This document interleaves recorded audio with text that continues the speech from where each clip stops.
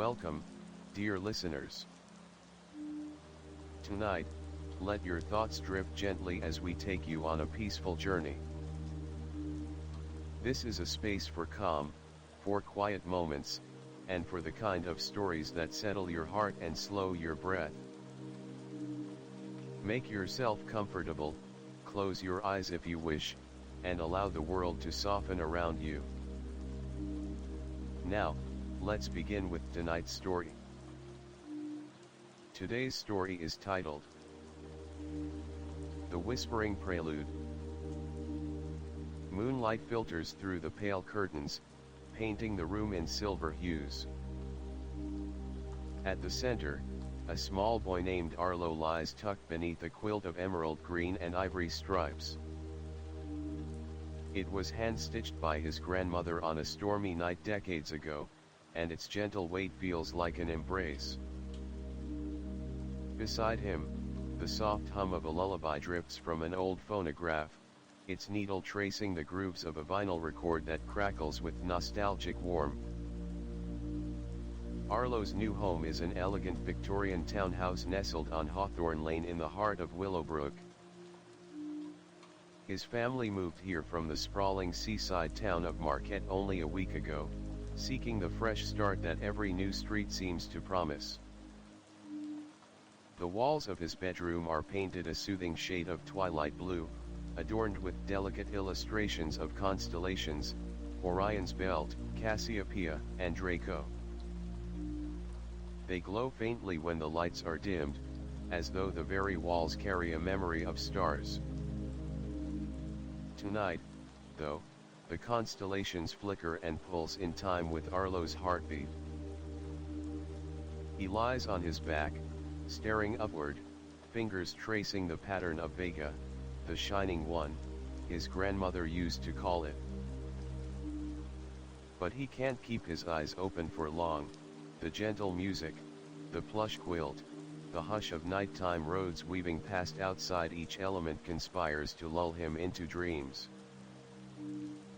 A soft knock at the door breaks the lullaby's spell.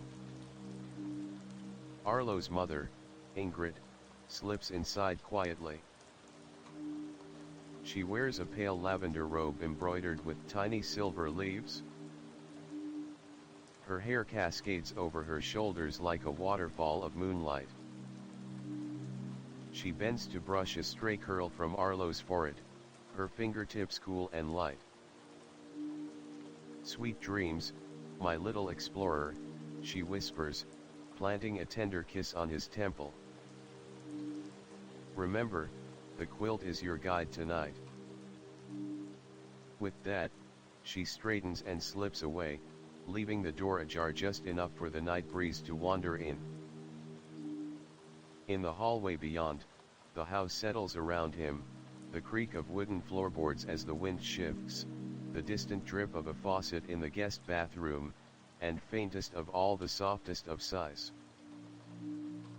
It could be the old plumbing groaning under pressure, or perhaps something more alive. Alone now, Arlo's eyes drift closed, but just before sleep finally claims him, he notices the quilt's edge shimmering. A single thread, glistening like spun silver, begins to unravel itself from the pattern. It drifts upward, hovering for a moment above his chest, then gently circles over his head, weaving an intricate spiral in the air. Arlo's breath catches. He lifts a hand, tentative, to reach for that luminous thread. The moment his fingertips brush its surface, a gentle warmth spreads from his finger to his heart. The room around him fades, replaced by a swirling cosmos of stardust and soft hues of violet and sapphire. He floats, cradled in the quilt's gentle arms, as the melody of that old lullaby transforms into something grander, a celestial symphony echoing through the void. Tiny lights wink into existence, coalescing into the shape of a massive doorway framed by delicate vines of light. Beyond the arch, a pathway of pearl scent stones winds upward, looping through clouds of lavender mist. Arlo can hear laughter, soft and musical, drifting from that realm. It beckons him, a promise of discovery and wonder. For a heartbeat, he hesitates, afraid, yet thrilled. Then, with the confidence of a dreamer unburdened by the rules of the waking world, he steps forward. Each stone glimmers beneath his feet, sending ripples of light through the mist. The vines overhead gently unfurl, guiding his passage like a welcoming host. As he ascends, the laughter becomes clearer. It belongs to a group of small, lithe creatures with eyes like polished amber and skin that glows like candlelight. They wear garments fashioned from dewdrops and moonbeams, and they wave at him with joyful anticipation. "Welcome, Arlo of Earth," one of them calls, her voice a trill that dances on the mist. "We have waited through many nights for your arrival." Arlo's lips curve into a shy smile. Who are you?"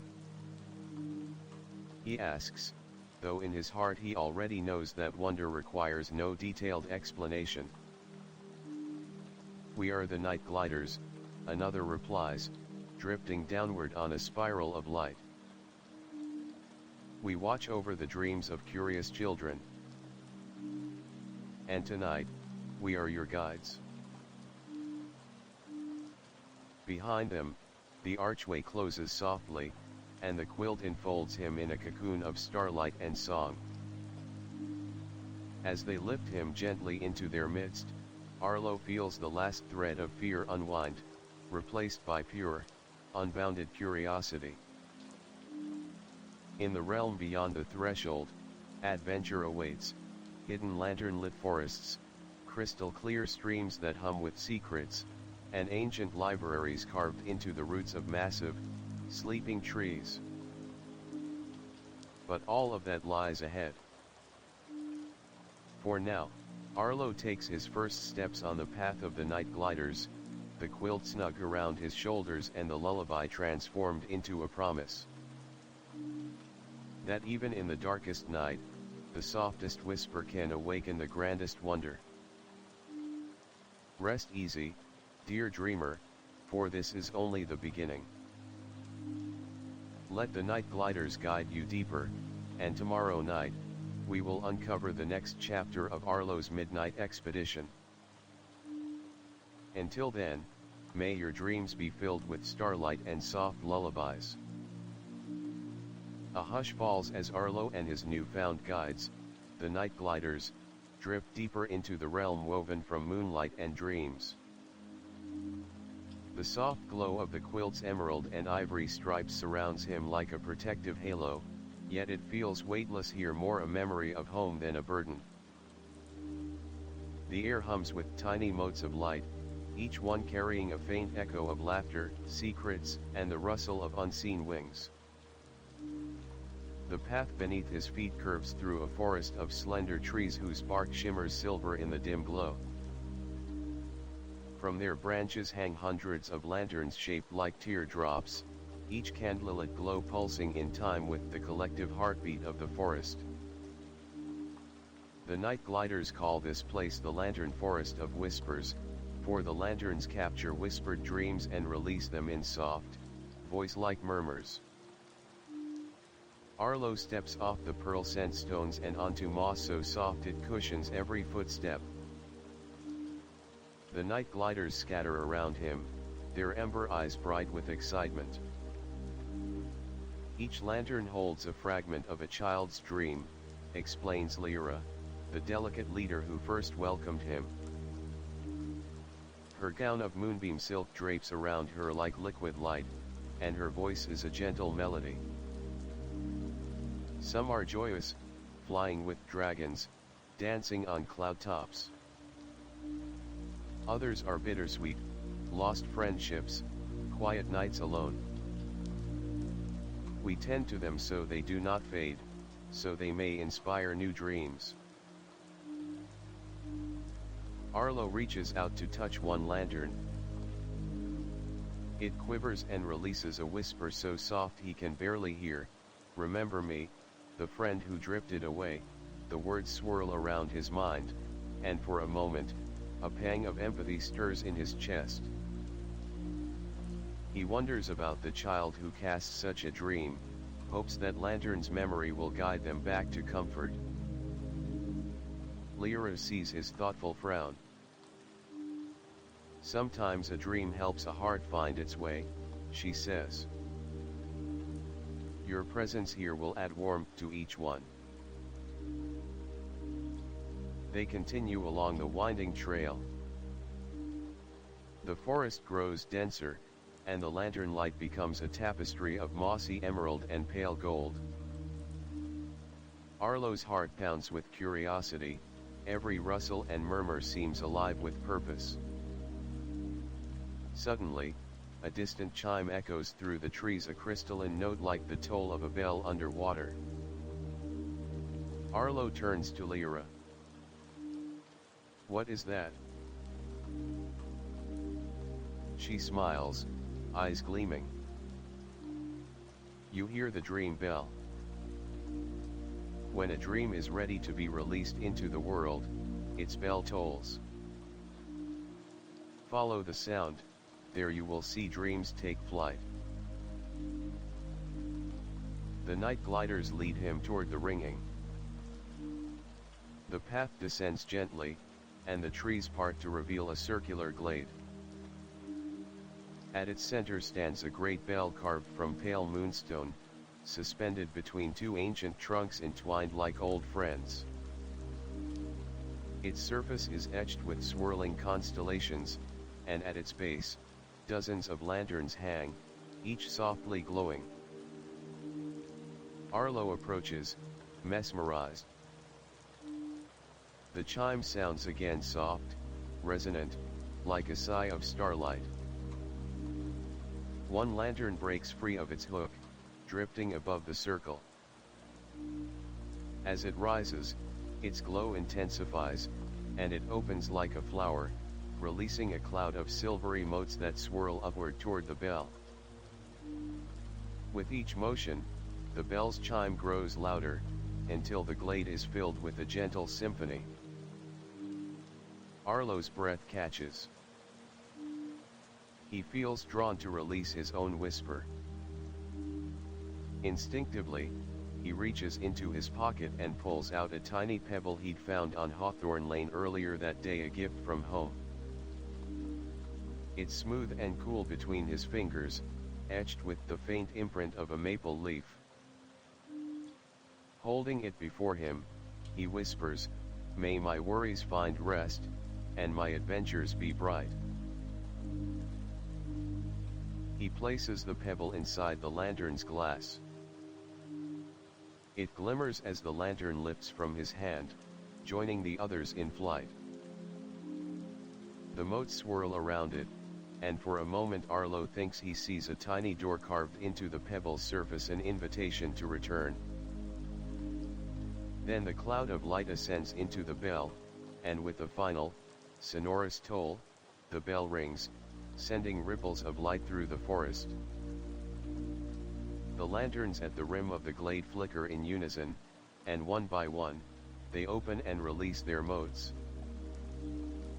The air becomes a living tide of dreams, tiny lights drifting through the trees, drifting upward toward a sky painted in twilight hues. Arlo watches them go, heart swelling with warmth. "It is truly beautiful," he murmurs. Lyra's smile is soft. "Every dream deserves to shine. And now, your dream will find its way." She gestures to a path leading beyond the glade, where the lantern lights thin and the trees arch overhead, forming an ethereal tunnel. "Where does this lead?" Arlo asks. "To the Chamber of Echoes," replies Lyra. "There, you will glimpse echoes of past wanderers, children like you who found courage and wonder here.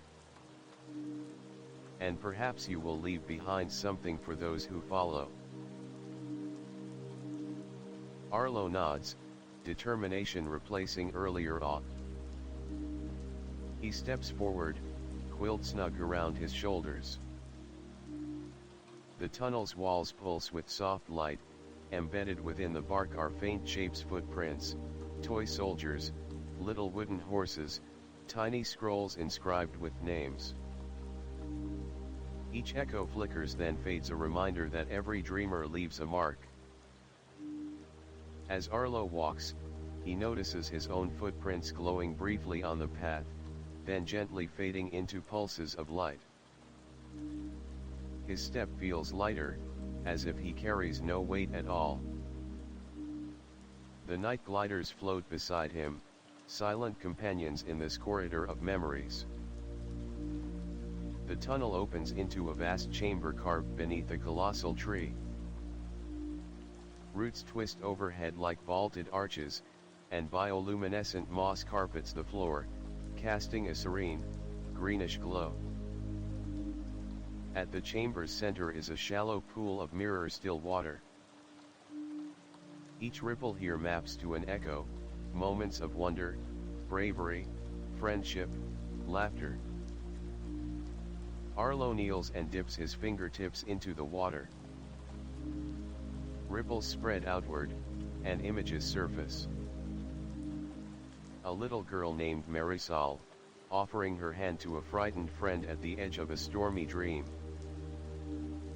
A boy called Torin, leaping across a chasm on a narrow beam of moonlight. A sister named Aya, weaving ribbons of starlight into her baby brother's quilt. Arlo's image appears next. He stands on the lantern bridge, releasing his pebble. The moment stretches, then dissolves into a swirl of light. A hush falls. Then the water begins to glow, casting pale beams upward. Among the moss at the pool's edge, Arlo spots a slender stick tipped with a crystalline droplet. He picks it up carefully. The crystal trembles with potential, as though it awaits his next thought. Lyra floats forward. That is a dream spore.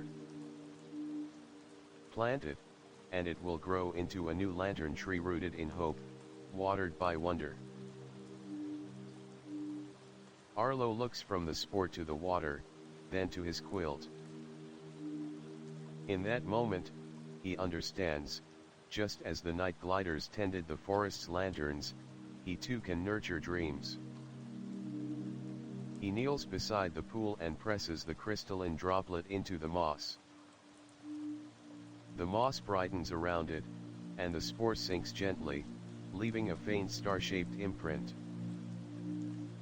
The chamber trembles softly. From the spore, a thin sprout emerges, shooting upward. It unfurls into a sapling whose branches bear tiny, twinkling lanterns already glowing with warmth. Arlo feels a surge of pride and connection, for he has planted not just a tree, but a promise. The night gliders gather around, their ember eyes like beacons. With each lantern you tend, Lyra intones, you bring light to the darkest dream and guide hearts home. Arlo stands, brushing damp leaves from his knees. The chamber's glow brightens as the sapling's lanterns multiply. A sense of belonging settles around him, warm and steady. Thank you, he whispers, voice hushed with wonder. Lyra inclines her head. Our world grows stronger with each dreamer who believes. Now, the path ahead leads to the skybridge of Aurora, where night and dawn meet and new stories begin. Arlo nods, quilt billowing like a banner of hope. He strides toward a narrow staircase carved into the tree's trunk, each step alight with gentle radiance. As they ascend, the lantern forest's murmurs fade, replaced by the low hum of colors shifting in the sky. Far above, the first hints of dawn linger at the horizon, a promise that new adventures await between night and day. And so, with his heart alight and his purpose clear, Arlo climbs onward, ready to write the next chapter of his journey. Rest now, dear traveler. Tomorrow night, the skybridge of Aurora calls, and with it, revelations that glow brighter than moonlight. Sleep well, and let your dreams carry you ever forward. The staircase of living wood spirals upward, each step glowing with a soft, pearly light that seems to pulse in time with Arlo's heartbeat. Above him, the vaulted canopy narrows, until only a slender shaft of starlight guides his ascent. The night gliders hover at his side, silent sentinels whose lantern silk dresses drift like clouds in a gentle breeze. At last, Arlo crests the topmost step and emerges onto a narrow bridge of translucent crystal.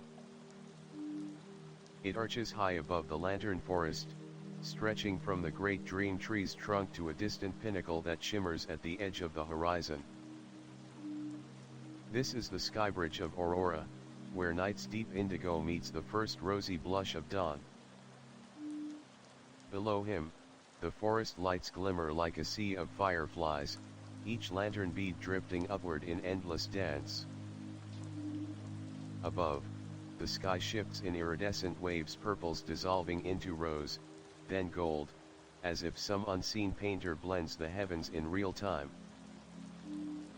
Arlo steps onto the bridge, and the crystalline surface ripples beneath his feet. It feels cool and smooth, like the inside of a pearl, but with a reassuring solidity that holds him firmly. He pauses, breath caught at the sheer beauty of the scene. Behold, Lyra's voice drifts beside him, where dreams cross the boundary between night and day. Each morning, the aurora threads itself across this bridge, carrying whispers of possibility from dusk to dawn. At her words, a ribbon of shimmering light unfurls along the bridge's center. It shimmers in 1,000 hues: lavender, coral, silver, and glides toward Arlo like a living river. Tiny motes of luminescence drift off from it, settling on the bridge's sides like dewdrops of pure color. When you step onto the aurora, Lyra continues, you carry with you all that you have learned: courage, compassion, imagination. In return, the dawn will carry your own light into the waking world, so that those still asleep may catch glimpses of wonder. Arlo inhales deeply, the fresh air tinged with every scent he cannot name: jasmine and sea spray, wet earth and warm linen. He lifts one foot forward, letting the aurora's ribbon curl around his ankle like silk. Instantly, he feels a gentle tug, as if the dawn itself welcomes him. He walks, each step releasing a tiny flare of color that arcs upward to join the sky. Behind him, the night gliders follow, their lanterns weaving trails of soft glow. Arlo's quilt, snug around his shoulders, flutters like a banner of midnight green and ivory, catching the rising light and refracting it in gentle prisms. Halfway across, a sudden swirl of wind stirs the bridge, and from the horizon's edge a procession of shapes emerges, silhouettes of dream weavers riding on beams of light. They are tall and graceful, with elongated limbs and wings formed of dawn's first rays. Their eyes shine with the promise of stories yet untold. One dream weaver, crowned with a wreath of sun-kissed petals, lands beside Arlo. She bows low, her voice like chimes in a gentle breeze. "I am Aurea," she says, "keeper of morning's promise. We have watched your journey and seen your kindness. Tonight, you have planted hope in the lantern forest and tended dreams that needed light. Will you accept the promise of the dawn?" Arlo's pulse quickens. He remembers the dream spore he planted, the sapling now growing deep within the forest. He thinks of the child who whispered of loss in one of the lanterns, of the comfort his own act might bring. He nods, voice soft with sincerity. I would be honored." Aurea gestures, and a tiny blossom opens at her fingertips, an iris of pure gold, its petals drifting like flames in the morning mist. She places it gently on the aurora ribbon, where it settles and unfurls, glowing with an inner warmth. "This bloom represents your promise, that each day, you will carry the wonder of dreams into your waking world. And when night returns, you will carry its light again in your heart." At her words, the flower's glow intensifies, sending ripples of dawn light along the bridge. Arlo feels that same warmth flow through him, filling him with quiet confidence and gentle joy. Aurea spreads her wings of dawn and rises, her form dissolving into the pastel sky. The other dream weavers follow, each leaving behind a faint echo of song, an ethereal hymn that fades into the morning breeze. Lyra steps forward, her ember eyes reflecting the bloom's golden light. "Our time here wanes. Child of Earth, look upon the world you will awaken to. Let your heart remember this moment, so that no matter the shadows you face, the dawn within you will always rise." Arlo turns, gazing back toward the horizon where night and day entwine. Beneath him, the lantern forest pulses softly, and the dream tree's branches sway like gentle waves. Above, the sky's colors deepen, promising a new day. Then a soft sound, almost like a sigh of relief, echoes through the air. The aurora ribbon flows beneath his feet, guiding him gently back toward the dream tree. With each step, the bridge's crystalline stones shift from dawn's gold to the pearly luminescence he'd traversed earlier. The night gliders fall into step beside him, silent partners in his return. Back at the dream tree's trunk, Aurea's iris rests upon a moonlit pedestal carved from root and stone. Its petals are still aglow. Arlo knows that in his world, this bloom will vanish at sunrise, yet its promise will remain in his heart. Lyra places a slender hand on his shoulder. "Remember, every dawn holds a new story, and every night carries the seeds of tomorrow's dreams. Return whenever you wish, this realm never truly sleeps."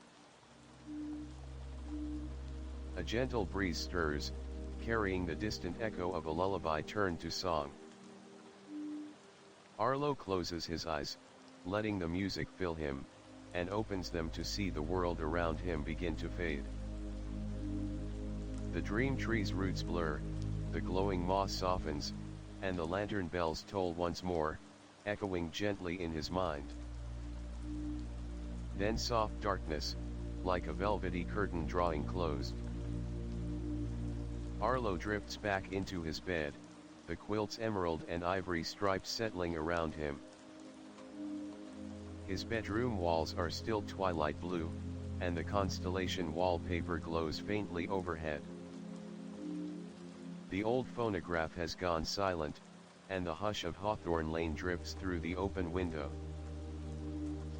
He opens his eyes and sees a single petal resting on his nightstand, a tiny, golden iris, its surface quivering with the last glow of dawn.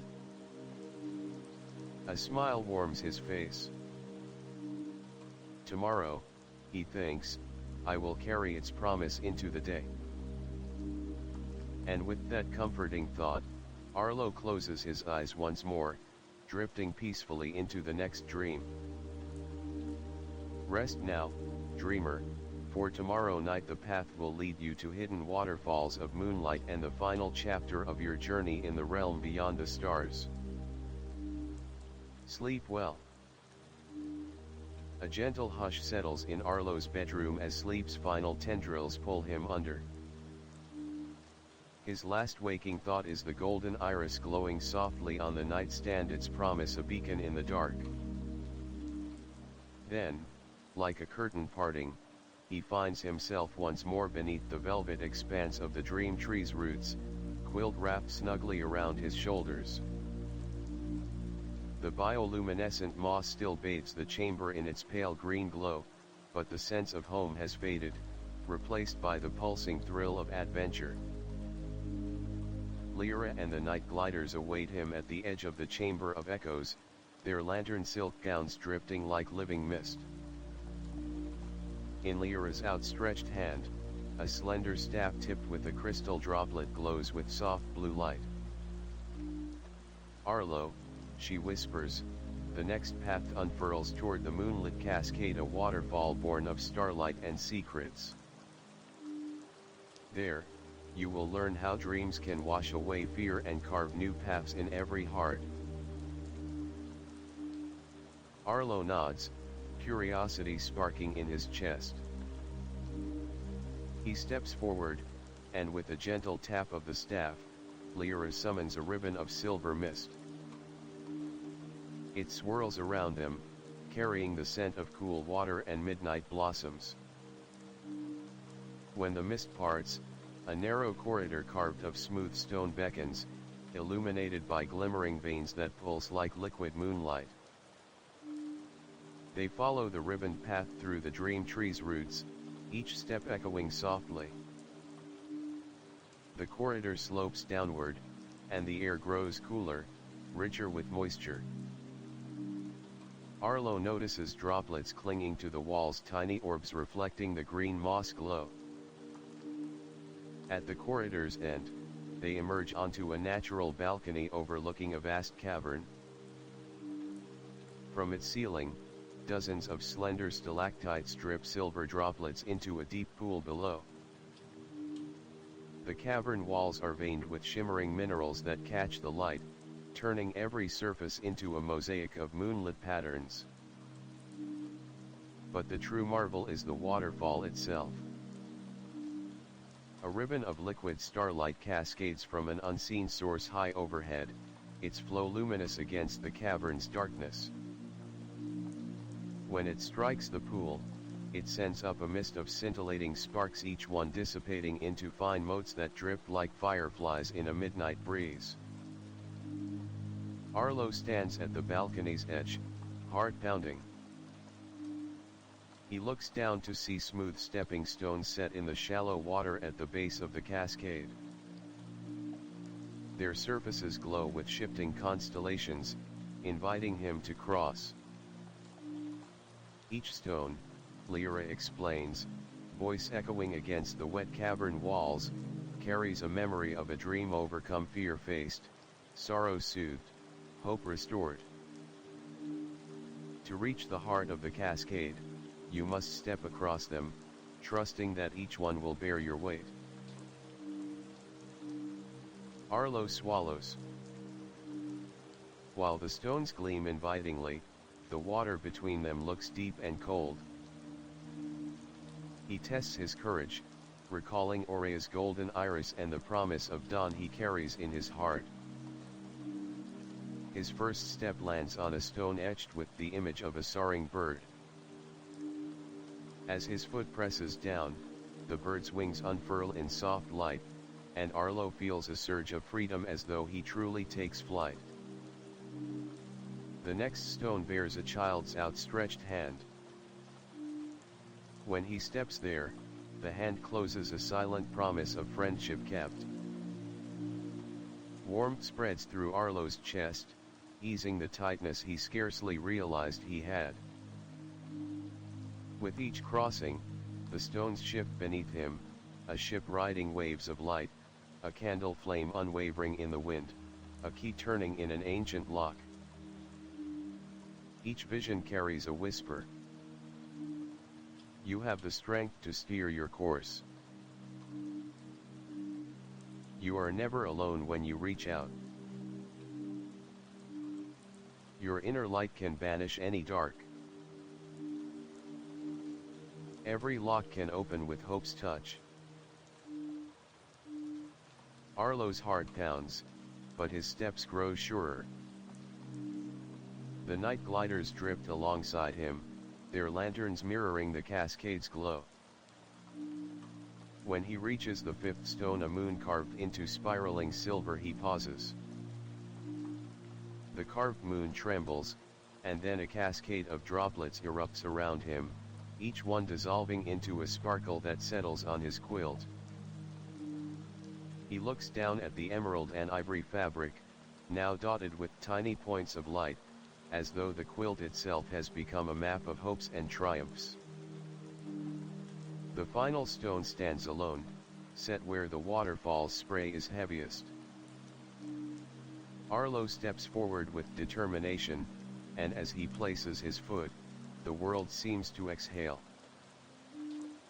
The moonlit cascade parts for him, creating a tunnel of shimmering spray that arches overhead. Beyond it lies a small island of smooth white rock. Arlo crosses into the spray's mist and shakes droplets from his hair. Lyra and the night gliders gather at the island's perimeter, their eyes warm with pride. On the island's center stands a shallow basin carved into the rock. Its surface holds still water that reflects the starlit flow above. When Arlo approaches, he sees faint ripples, echoes of his own journey, the flight, the friendship, the steadfast flame. Place your hand upon the basin, Lyra instructs softly. Here, the cascade grants clarity. Let its waters wash away doubt, and carry its light with you. Arlo kneels and sets his palm against the cool stone. The pool ripples, and the reflection shifts to show not only past triumphs but also future possibilities, him riding beneath the golden sunrise, helping a friend standing alone, comforting someone lost in fear, and discovering new wonders yet unseen. A profound calm settles in Arlo's chest. He realizes that the moonlit cascade does more than cleanse, it reveals the strength within every heart. As the mist clears, the waterfall surges brighter for a moment, before resuming its steady, soothing flow. When Arlo rises, he feels renewed. The night gliders step forward, and each touches their lantern to his quilt, transferring droplets of the cascade's light. The emerald and ivory stripes now shimmer with countless tiny stars. Lyra raises her staff, and the silver ribbon of mist sweeps them all back through the corridor. The dream tree's chamber awaits, bathed once more in gentle green glow. Arlo stands at its center, the basin of the moonlit cascade still humming softly in his memory. You have crossed fear's waters and emerged stronger, Lyra says. Carry that clarity with you. When next the world seems dark, remember the cascade's steady light within your heart. Arlo nods, gratitude filling him. He lifts one hand to his quilt, feeling the warmth of the captured light. The dream tree's roots echo a soft song, a lullaby woven from waterfall whispers. Then, as the echo fades, Arlo finds himself back in his bed, the golden iris gone from the nightstand but its promise lingering. The hush of Hawthorne Lane drifts in once more, carrying the cool scent of evening air. He closes his eyes, quilt snug around him, and drifts into a gentle sleep with the moonlit cascade's clarity shining brightly in his dreams. Rest now, precious dreamer. Tomorrow night, you will venture to the final realm where stardust gardens bloom, and the greatest wonder awaits. Sleep peacefully. A soft glow heralds Arlo's return to the Dream Tree's chamber. The bioluminescent moss that carpets the cavern floor pulses with a gentle rhythm, as if welcoming him back. His quilt, now threaded with the moonlit cascade's droplets of light and the dawn's golden iris, feels pleasantly heavy, an anchor in this realm of wonder. Lyra and the night gliders wait at the chamber's threshold, their lantern silk gowns billowing like living mist. Arlo, Lyra intones, voice warm and resonant, before we bid you farewell, one final realm awaits, the Garden of Stardust. Here, the seeds of every dream bloom into reality. You will plant your own stardust seed, and it will grow into something uniquely yours, a living testament to your courage, your compassion, and your boundless imagination. Arlo nods, heart brimming with anticipation.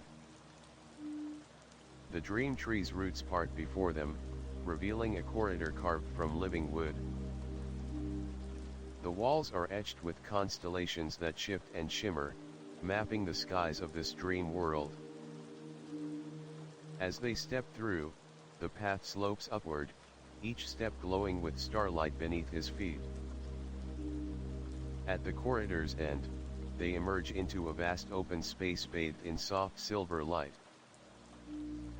A sky of deep indigo arches overhead, strewn with millions of twinkling points that drip lazily as though breathing. The air is suffused with the scent of night-blooming flowers, jasmine, moonflower, and something indefinably sweet. Before them, rows of crystalline planters rise from the ground, each one glimmering with the promise of growth. Wisps of stardust float like pollen on a summer breeze, swirling in gentle eddies around the garden. In the center stands an ornate pedestal carved from pale marble. Atop it rests a small, iridescent seed no larger than a pebble, yet glowing with an inner light that pulses in time with Arlo's heartbeat.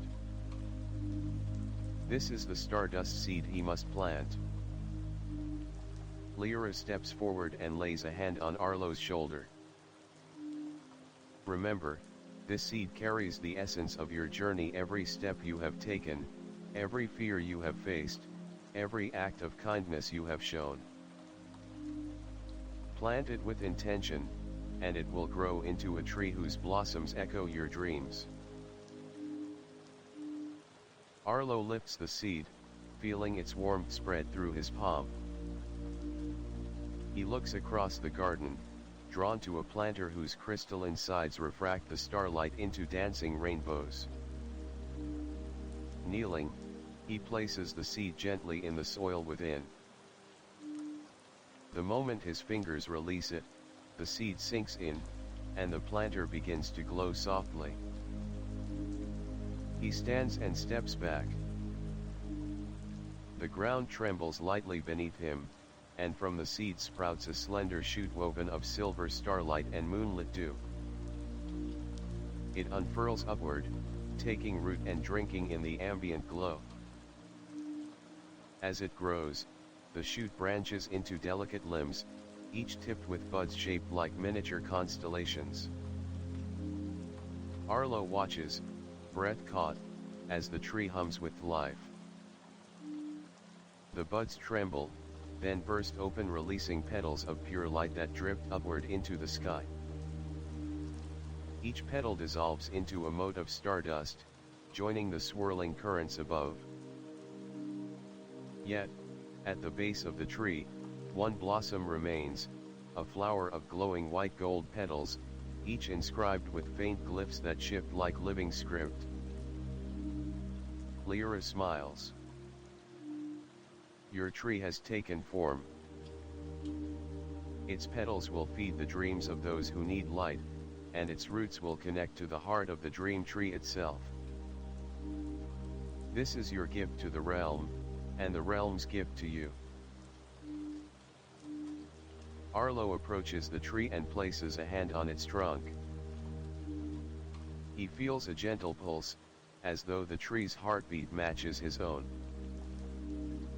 In that moment, he perceives countless threads of energy weaving through the garden, connections between every planter, every seed sown by dreamers before him.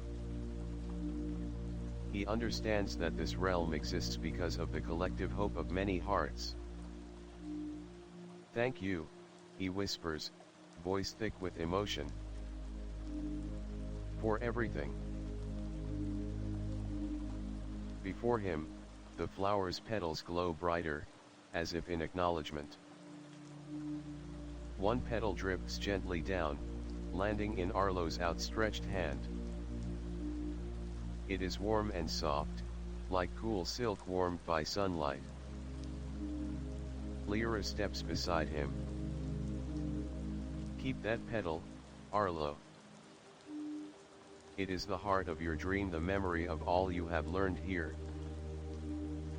When you return to your world, let it remind you of the wonder within you. And whenever doubt arises, close your hand around it and remember the garden of stardust. Arlo curls his fingers around the glowing petal, feeling its warmth seeping into his skin.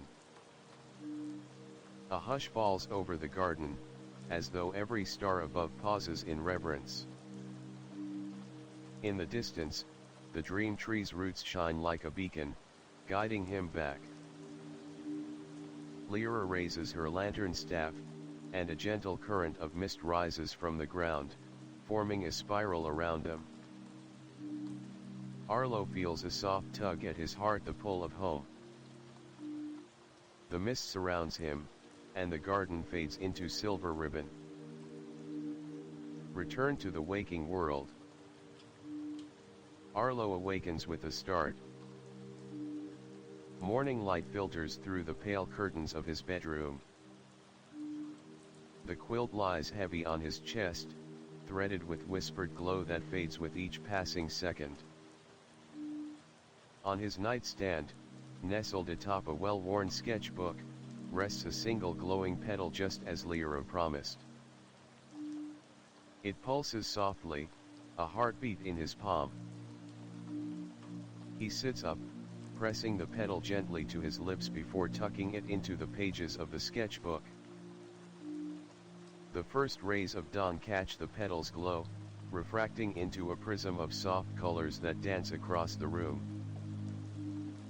Outside, the world hums awake, birds calling, leaves rustling in the breeze, the distant hum of Hawthorne Lane awakening to a new day.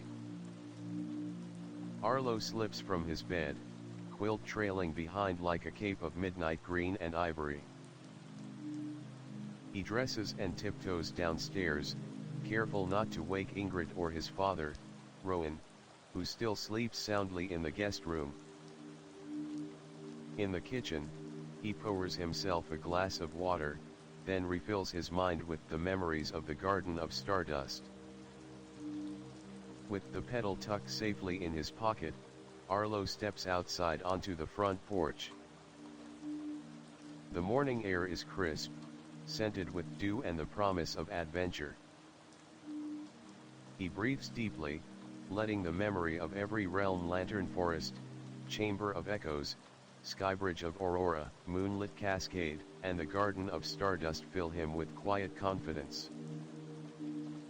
As the sun peeks over the horizon, painting the sky in hues of pink and gold, Arlo smiles. Today, he thinks, will be a day of wonder. He will share laughter with classmates, reach out to friends in need, and carry the light of dreams in every step. Returning inside, He picks up his sketchbook and pencil. On the blank page opposite the pedal, he begins to draw delicate constellations, glowing lanterns, cascading waterfalls, and the silver starlight tree. With each stroke, he infuses the lines with the memory of his journey, knowing that the realm beyond the dream tree lives on in his heart. And so, dear dreamer, as dawn becomes day and night becomes memory, remember this: every dream you dare to follow paints the world in new light. Every fear you overcome becomes a stepping stone. Every act of kindness plants a seed of promise. Keep the petal close. Let its soft glow guide you through shadows and into wonder. For the garden of stardust blooms within you, and with each new day, its petals unfurl once more. Morning had barely shaken the dew from Hawthorne Lane when Arlo felt it, the unmistakable pull of something left unfinished. Though the sun spilled gold across his bedroom floor and the scent of toast wafted up from the kitchen, his thoughts lingered elsewhere. On stars. On lanterns. On the blossom that still pulsed softly between the pages of his sketchbook. The petal hadn't faded. If anything, it shimmered brighter now, almost aware. That morning, his mother Ingrid noticed the difference.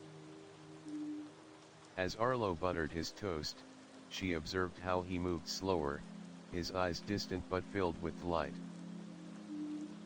"Did you sleep well?" she asked gently, brushing a hand through his hair. Arlo nodded. "Better than ever." She smiled. "That quilt really is something special, isn't it?"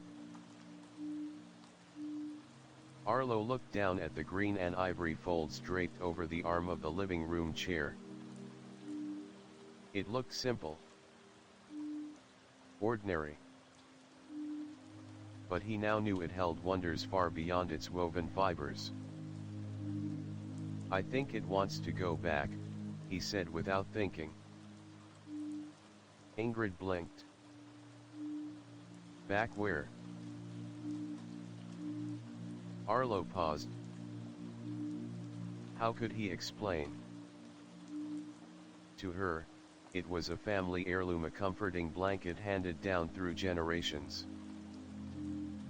To him, it was a vessel of starlight and passage, a bridge between worlds. "Instead," he said, "to the place where dreams grow."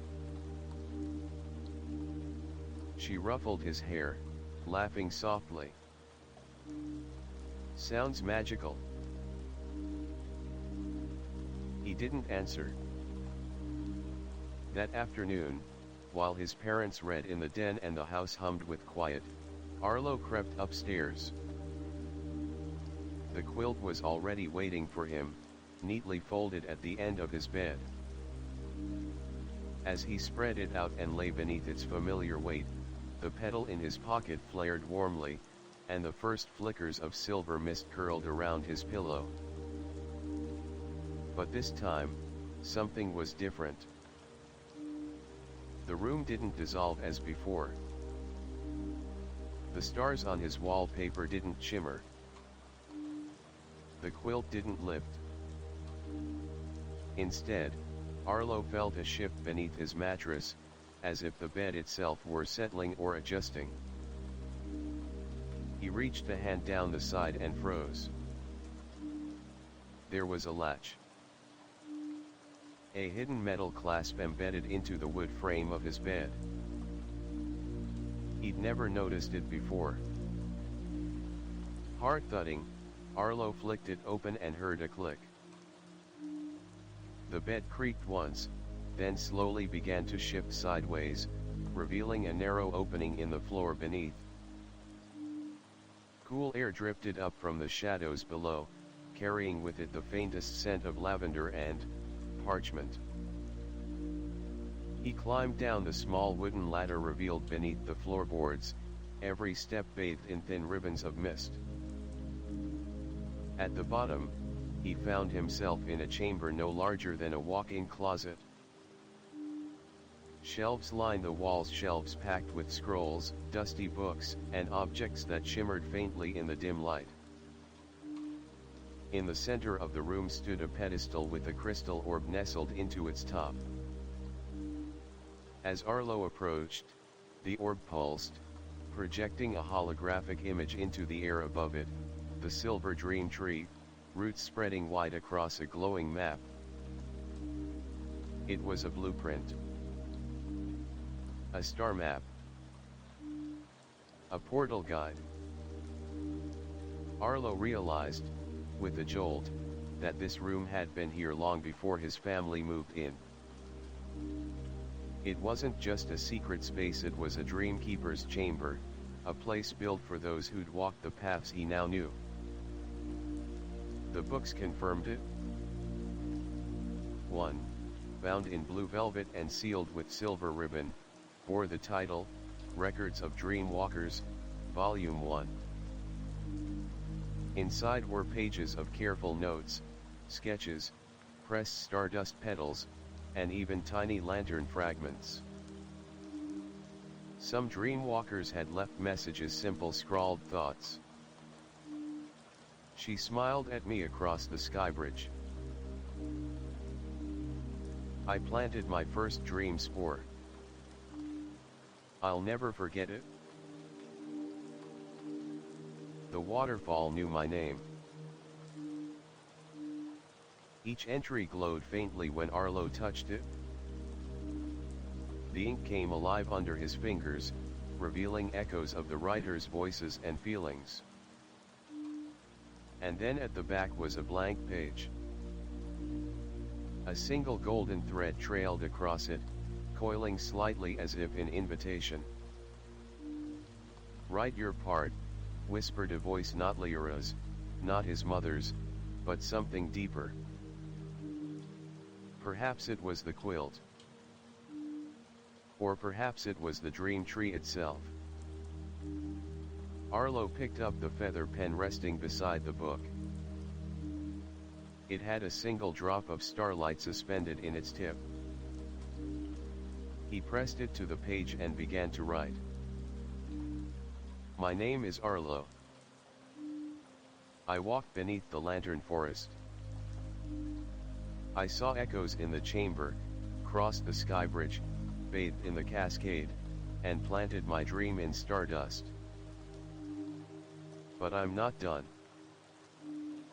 I think there's more. I think I'm meant to share these stories with others. Maybe that's what the quilt wanted. Maybe it wasn't just carrying me, it was calling me to become something more. As the final word etched itself into the page, the golden thread tightened into a seal, locking his memory into the book. The chamber glowed brighter, and the crystal orb dimmed. But a new light took its place. Beneath the pedestal, the floor slid open, revealing a staircase descending into a soft golden glow. Arlo took one last look around the chamber, the shelves, the records, the mysteries, and then stepped down into the light. This time, there was no need for the quilt to lift him. The realm welcomed him now as one of its own. Into the dream world once more. The staircase led to a platform of floating marble suspended in a twilight void. All around him were doors, hundreds of them, each carved with unique symbols. Some shimmered like waves, others pulsed like heartbeats, and one or two even whispered. A sign above the largest door read, "Return to Realms of Wonder." Beside it stood a familiar figure, Lyra, waiting with a smile, her lantern softly aglow.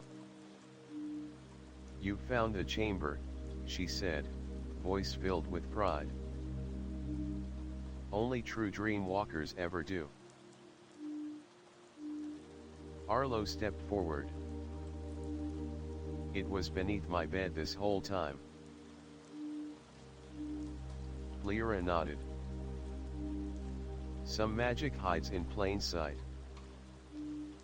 It waits for those brave enough to notice. She turned to the door. Are you ready for the next part? Arlo looked at the vast portal shimmering before him. Yes. I think. I want to help build this place now. Not just visit it. Lyra's lantern flared in response, casting stars across the void. The door opened with a soft chime. And Arlo, dreamer, and now dream walker, stepped forward into the unknown carrying his stories, his petal, and the quilt that had started it all. Sleep well, wanderer. For the journey has just begun, and beyond every closed door lies another dream waiting to be discovered. The door opened without sound, no creak, no groan, only a quiet unfolding, like the turning of a page. A pale silver light spilled out, spilling over Arlo's shoulders as he stepped through. The moment he crossed the threshold, the world transformed. The platform behind him vanished, and he found himself standing in a vast hall with no visible ceiling. Shelves stretched into the sky, towers of carved starlight and crystal wood, holding an endless collection of glowing dream scrolls. Floating lanterns drifted along the aisles, illuminating winding staircases and narrow bridges that arched between the towering shelves. This was the archive of forgotten dreams. Arlo turned slowly, taking in the scale of it. Every scroll pulsed faintly, each one suspended mid-air, arranged by unknown logic. Some shimmered with radiant gold, others throbbed with deep blue sorrow, and a few blinked like uncertain stars, half awake, half lost.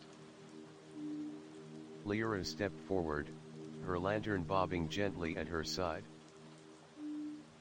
Here is where every forgotten dream is kept, she said softly. The dreams abandoned too soon. The ones people never dared to chase.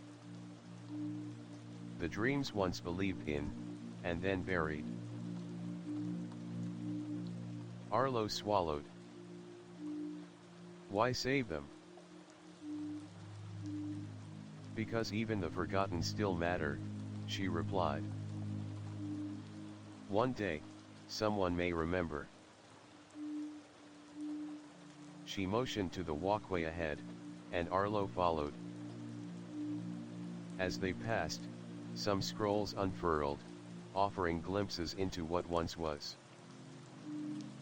A child who dreamed of painting the wind. A teenager who wanted to fly to Saturn. A baker who hoped to sing opera beneath the moon. A lonely boy who wished to be seen, just once, by the world. Each dream floated before them like a soap bubble, shimmering and tender. Arlo's heart clenched. So many stories.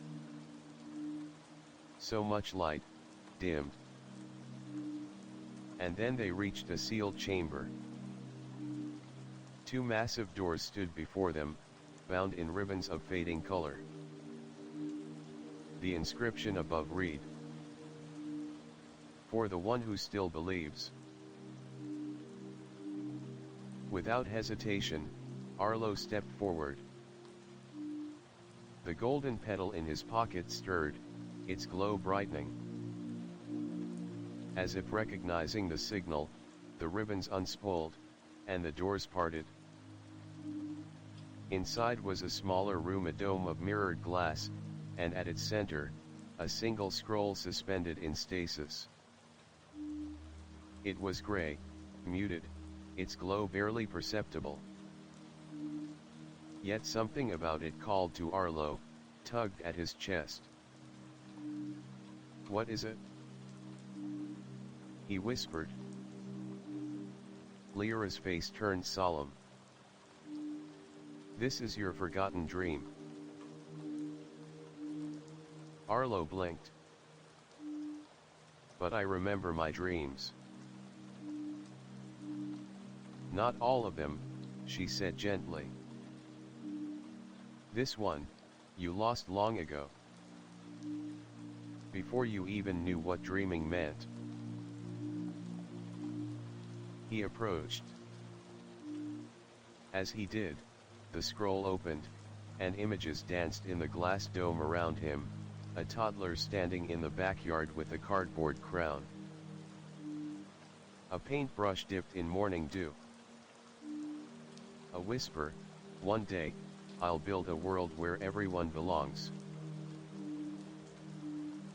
Arlo gasped. The memory returned not as a thought, but as a feeling, a bright, boundless hope before the world ever taught him limits. "I thought I'd forgotten this," he murmured. "But, it was always there." Lyra stepped beside him, her voice barely audible. "Would you like to reclaim it?" Arlo nodded. The scroll unraveled fully, releasing a golden ribbon of dream light that wrapped around his wrist. It pulsed once, then sank beneath his skin, leaving a faint sigil shaped like a spiral star, one he recognized from the dream tree's roots. At once, the room brightened. All around them, other scrolls stirred, not just in this chamber, but across the entire archive. As if reclaiming one dream awakened others. A ripple of remembering passed through the hall, and soft chimes echoed from the shelves. Lyra smiled. "You've done what few can.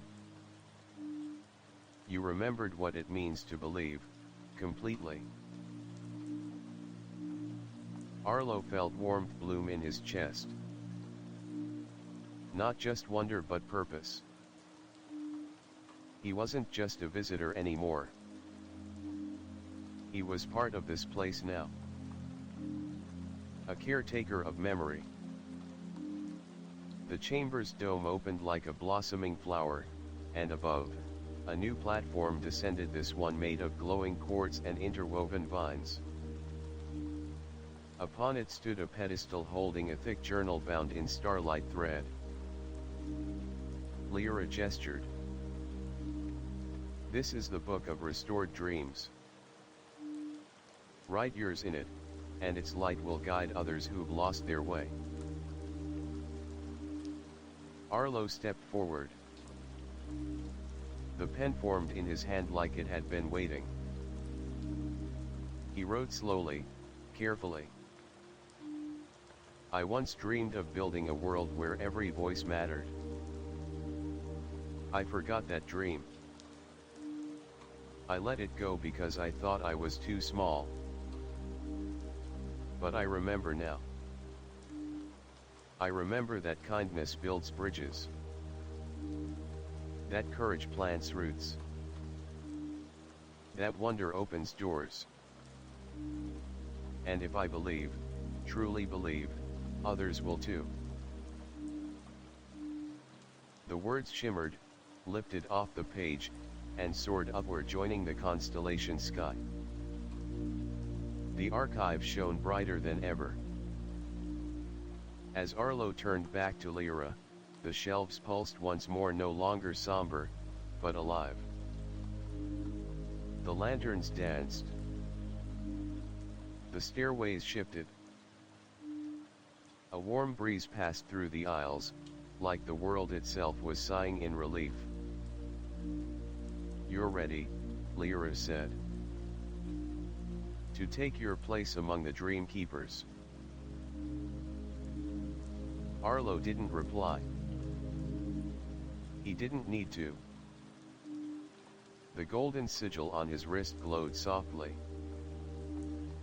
And somewhere deep within the archive, more scrolls began to stir, each one waiting for the next dreamer to come find them. Sleep well, traveler. For the path ahead now winds toward the loom of story light where dream and memory entwine, and your thread is only just beginning to shine. The archive faded behind Arlo in a sweep of soft starlight, the whisper of remembered dreams still echoing in his ears. A new path unfurled before him, this one narrower, coiled like a spiral and woven from glowing threads. The threads hummed beneath his feet, alive and warm, shifting hues with every step. Crimson for bravery. Azure for wonder. Gold for hope. Violet for longing. Each color pulsed with rhythm, as if the path itself were a heartbeat.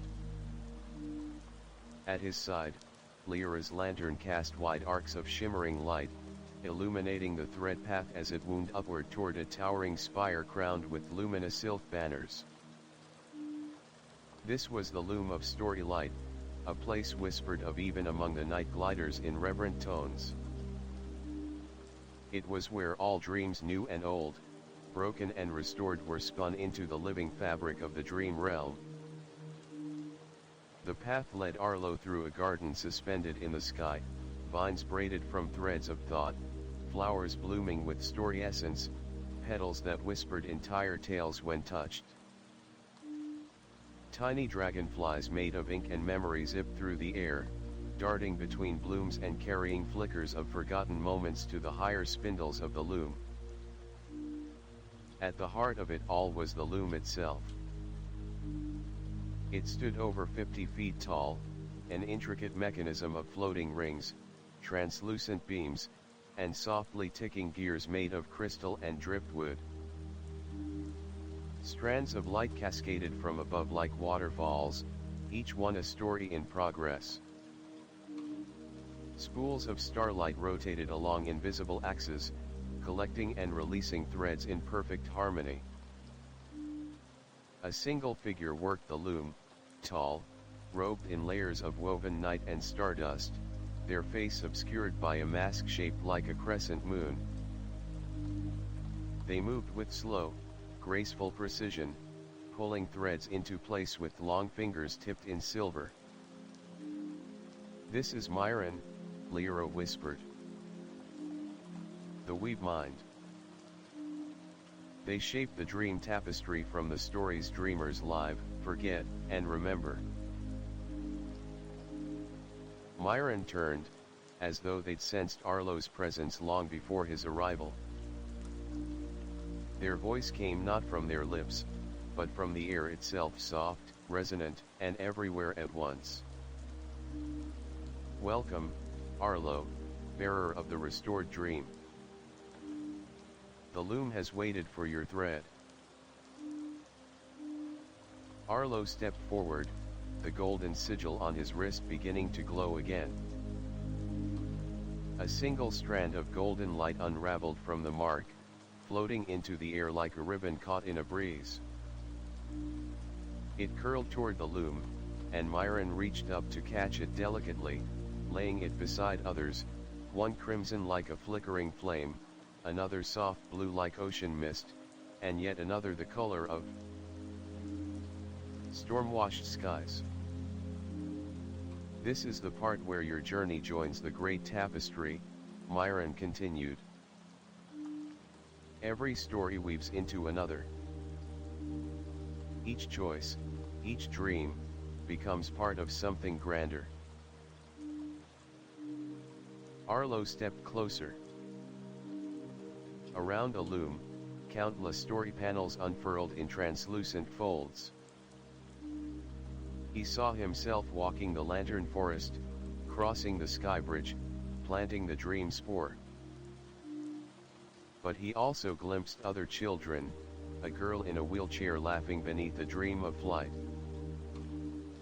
a boy sketching a starlit city on the back of a math test. A group of friends holding hands inside a tunnel of cascading light. Some threads crossed his. Others merely brushed past. Myron's hands moved again, weaving Arlo's thread into a slowly forming shape, an emerging symbol in the tapestry. As it took form, Arlo recognized it, a tree. Not just any tree, but his tree. The one he'd grown in the Garden of Stardust. The pattern reveals itself, Myron said. Your choices have planted more than hope. You've sown belonging, purpose, connection. Arlo watched as the image of the tree blossomed with hundreds of glowing petals, each one a new dream now possible because of his journey. I didn't know it would mean so much, he whispered. None of us do at first, Lyra replied, smiling. But the loom never forgets. It honors every moment you chose to keep walking. Every time you shared your light. Suddenly, a pulse of violet light surged through the loom. One thread trembled violently, unraveling as a shadow crept along it. Myron turned sharply. A thread in peril. Arlo saw it, a dream struggling to hold.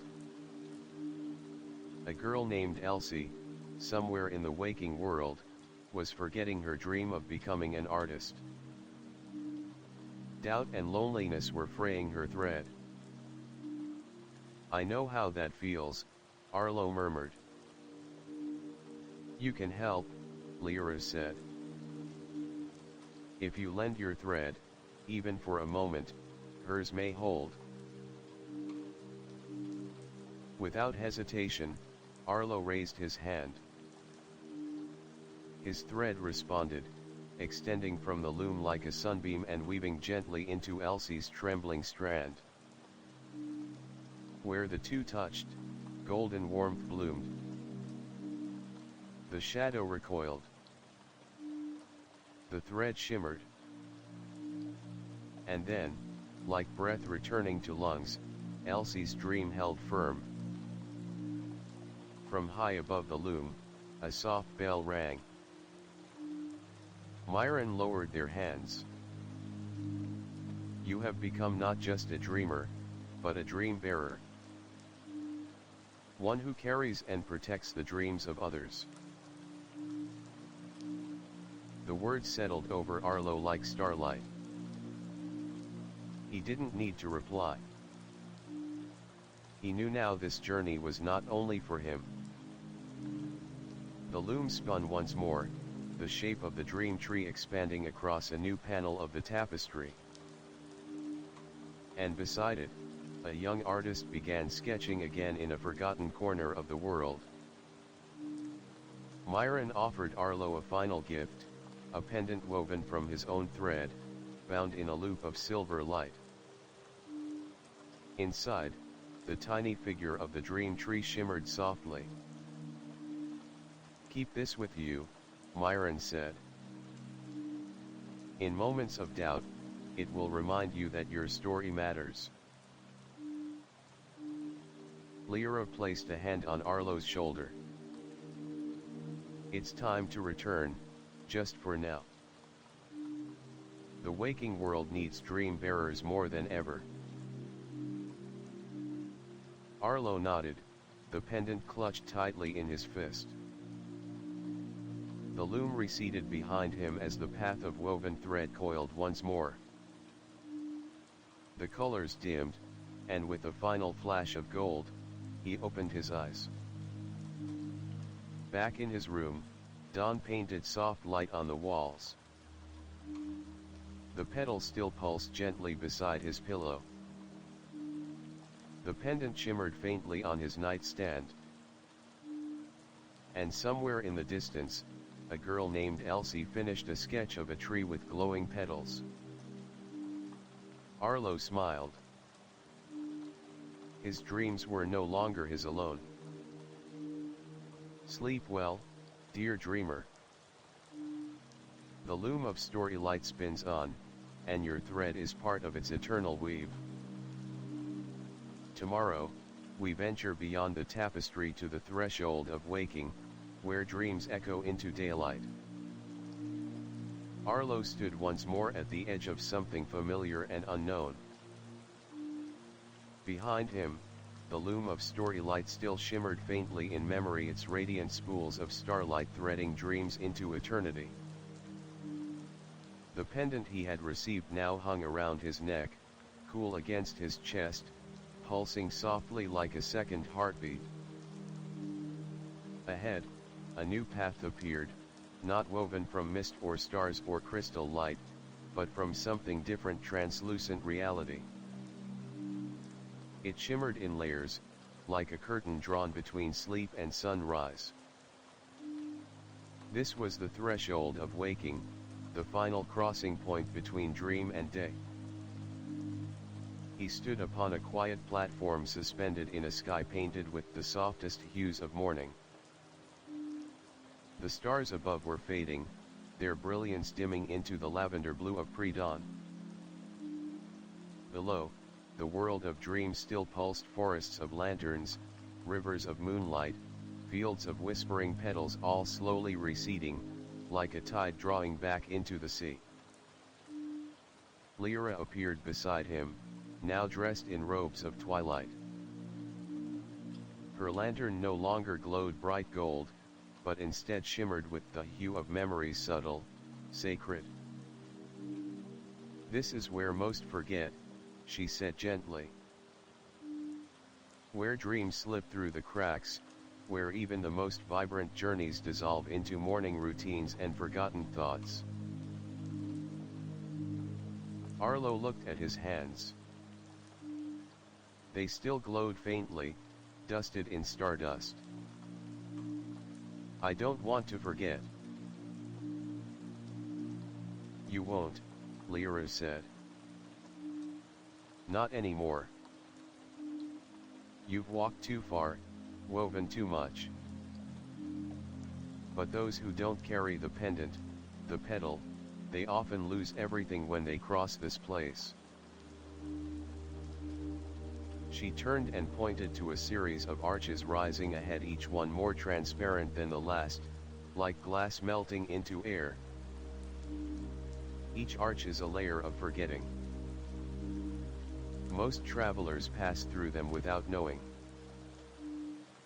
But you may walk them awake. And so he did. The first arch, the whisper. As Arlo stepped through the first arch, a gentle voice whispered in his ear. It was just a dream. The voice sounded like his own, or maybe his teacher's, or the television's hum. It was the voice of the world trying to quiet wonder, to box it in. But the pendant pulsed. His mind flickered with memory, the lantern forest glowing with warmth, the dream spore blossoming in his hand, the forgotten dream he'd reclaimed in the archive. He smiled, and the whisper faded. The second arch, the doubt. The air grew cooler. A breeze rustled his clothes, whispering doubt. What good is a dream when the world is so loud? Arlo paused. The thought felt real. Tangible. The homework piling on his desk.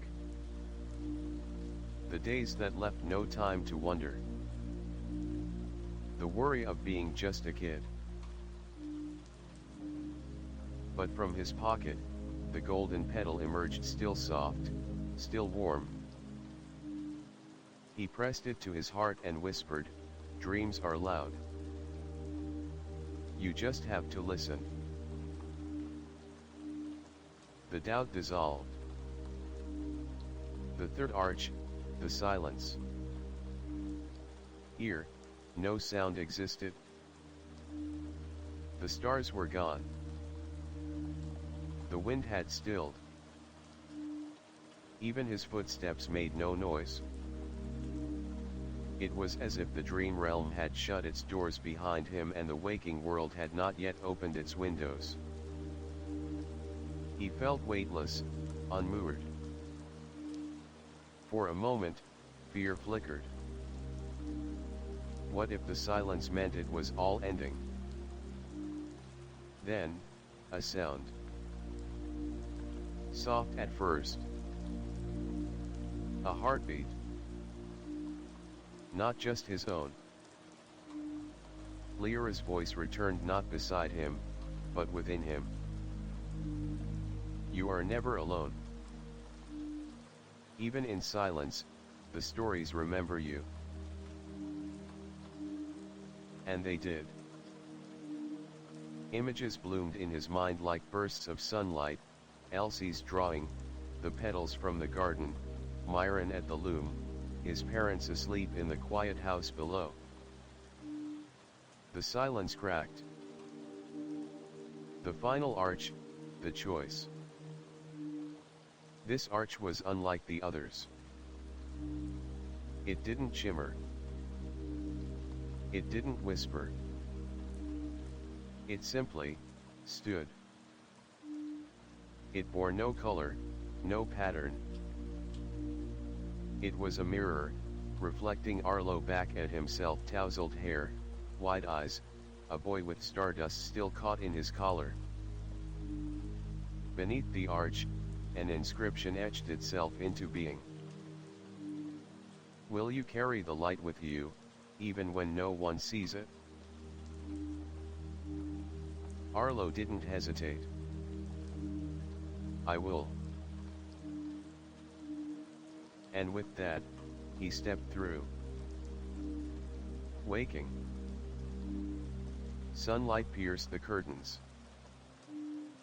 The scent of cinnamon and toast drifted up from the kitchen.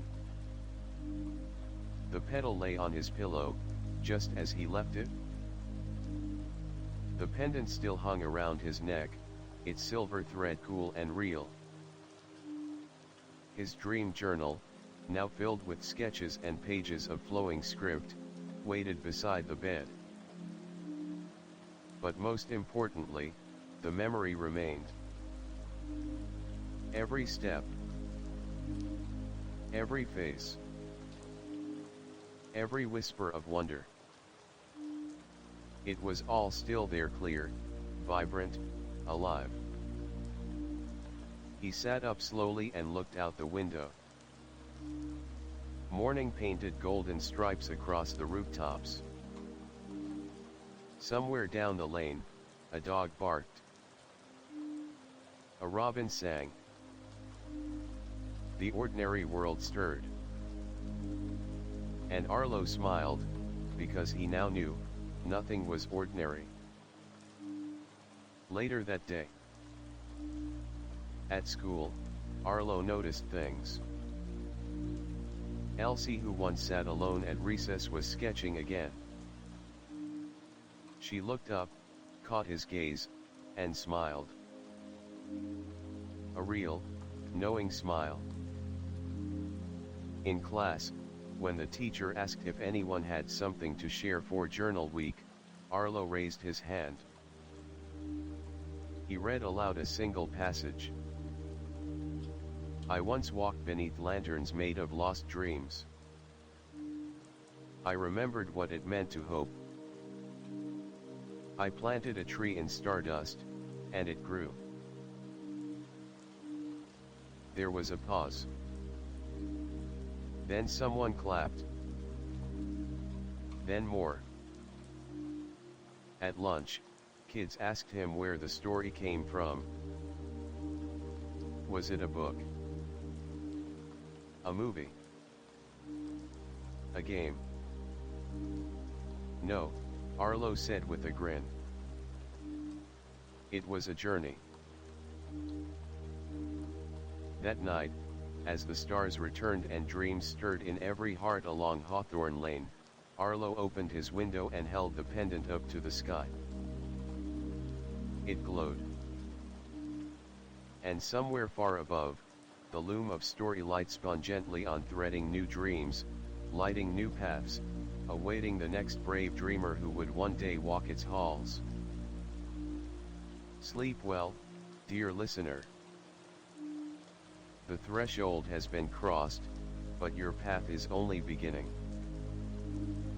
The dream lives on in you.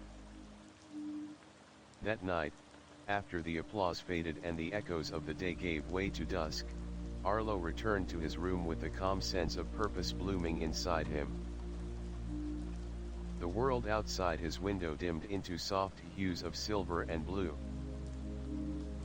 Street lights flickered on. The breeze carried the scent of lilacs and earth. The city slept, unaware that its smallest dream bearer was preparing to cross over once again. Arlo sat on the edge of his bed, fingers brushing the soft folds of the green and ivory quilt. It shimmered faintly under the moonlight, a living memory of everything he had seen. He reached beneath his pillow for the golden petal, still pulsing with a quiet, familiar warmth. And around his neck, the pendant rested close to his heart, a reminder that the story wasn't finished. Not yet. He wrapped the quilt around his shoulders and lay back, heart open to the realm he now called his second home. And as his eyelids fluttered shut, the stars on his ceiling glowed brighter, constellations coming alive. A shimmer spread across the walls, and the world melted once again.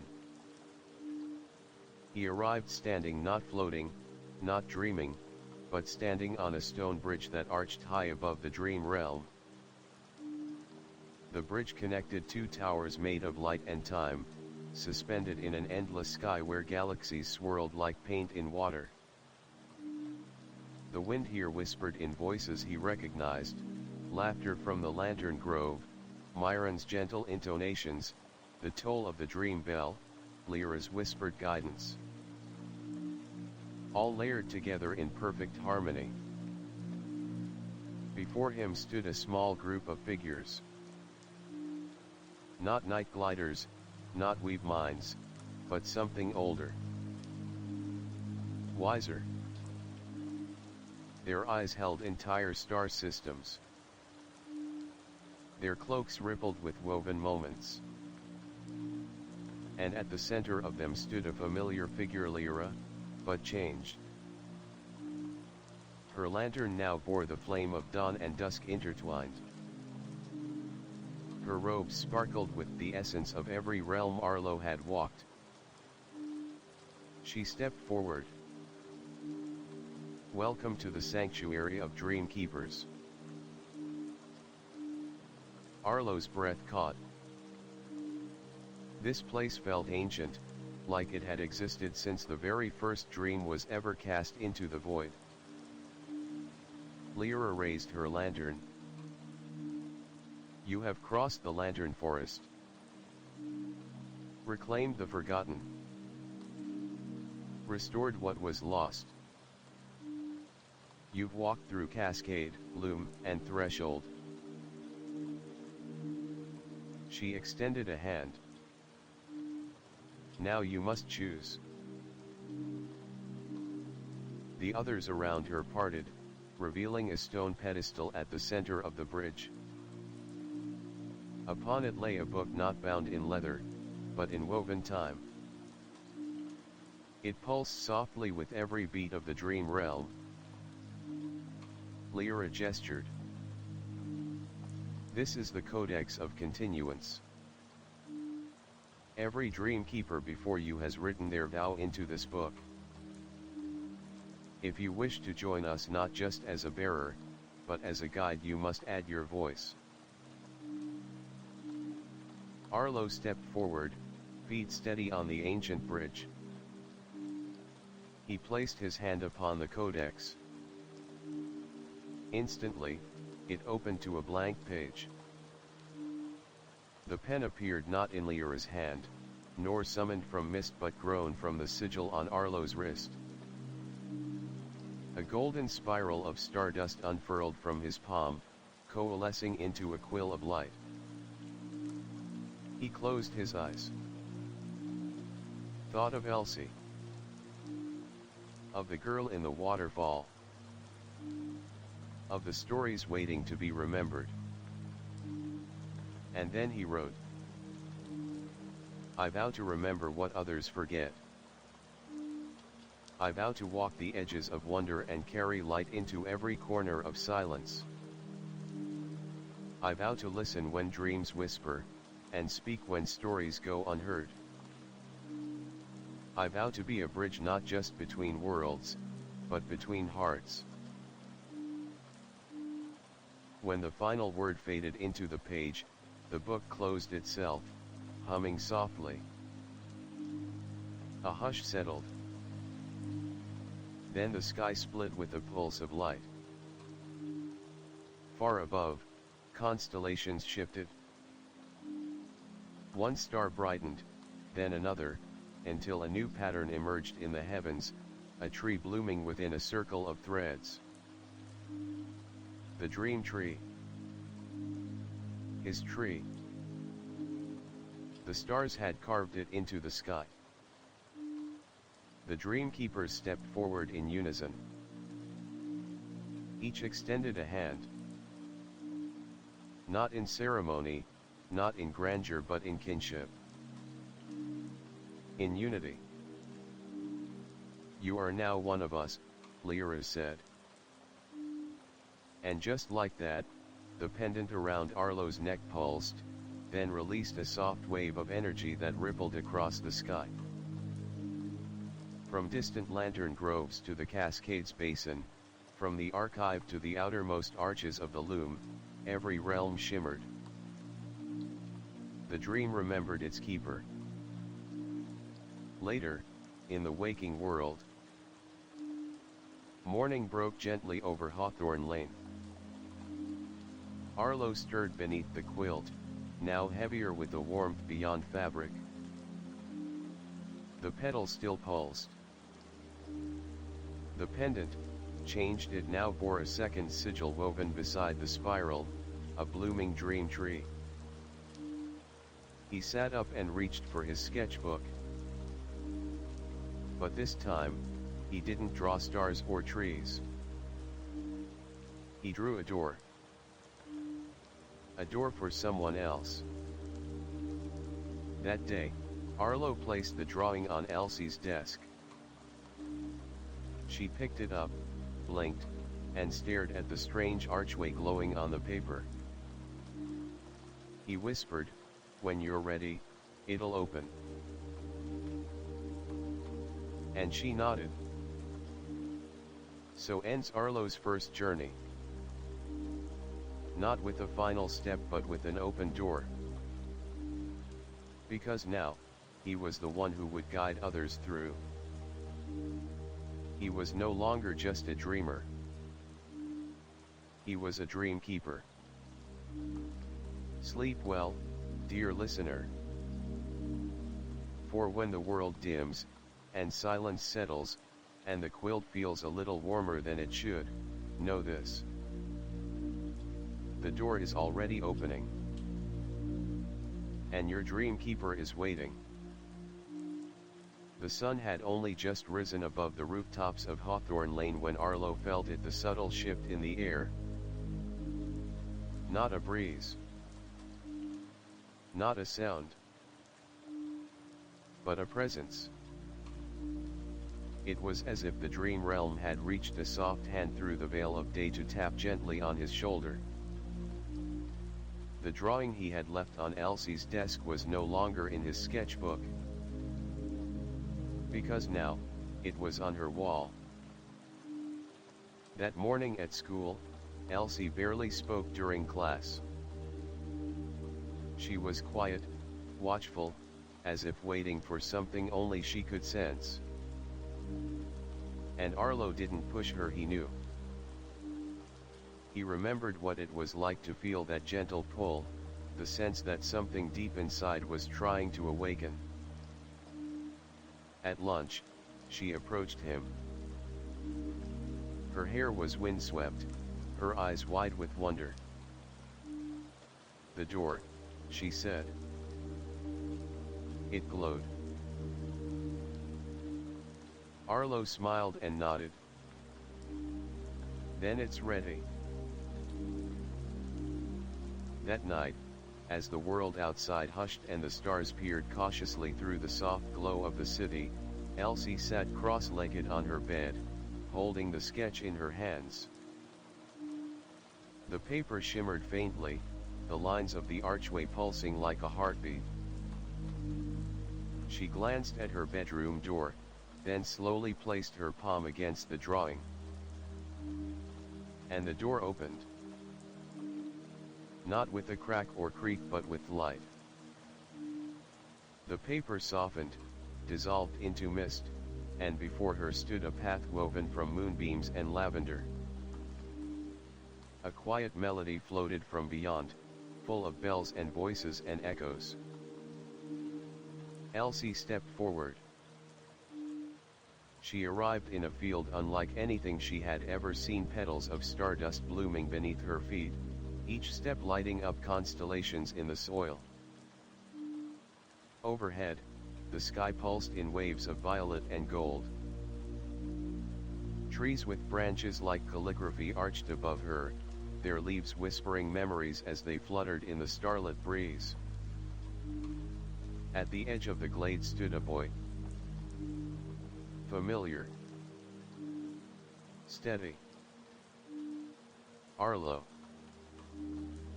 He turned as she approached, the pendant around his neck glinting with soft silver light. "I knew you'd come," he said, extending his hand. Elsie took it, feeling warmth travel up her arm, not heat, but recognition. The kind that comes when you realize you're not lost, just on the verge of remembering. He guided her down a trail that wound between glowing ponds and ribbons of wind. Around them drifted hundreds of firefly-like motes, each one a fragment of a dream, softly humming.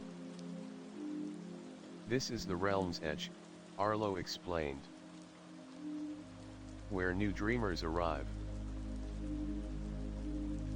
Elsie looked around in awe. "So many, are they all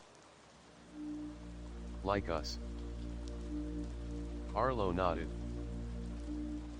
"Some are still on the way. Some are waiting to remember. But everyone begins here." A tree came into view ahead, slender and silver, its trunk coiled like a spiral. From its branches hung dozens of small lanterns, each glowing with faint colors. As they approached, a new one flickered to life, gentle pink, soft as dawn. "For you," Arlo said. "Your first dream lantern." Elsie reached out, and the lantern lifted from the branch to hover above her palm. Inside it swirled a memory, a small hand covered in paint, a sunlit studio, a laughing grandmother brushing curls from her face. Tears pricked her eyes. "I forgot this," she whispered. Arlo smiled. "Now it's yours again." From the tree's base, a staircase descended, not down, but inward, toward a light that pulsed beneath the surface of the realm. As they walked, Elsie's steps grew lighter, her lantern brighter. At the bottom of the stairs was a chamber, circular, with walls of moving light. In its center stood a shallow pool, like the one Arlo had seen in the Chamber of Echoes. But this one shimmered with new stories. Unwritten ones. It was the pool of becoming. "Touch it," Erlo encouraged. Elsie knelt and placed her fingertips against the surface. Instantly, the water lit up, showing not memories, but possibilities. Her paintings hung in galleries, her voice guiding children through art, her sketches turning sadness into hope. "I can be this," she whispered. Arlo placed a hand on her shoulder. "You already are."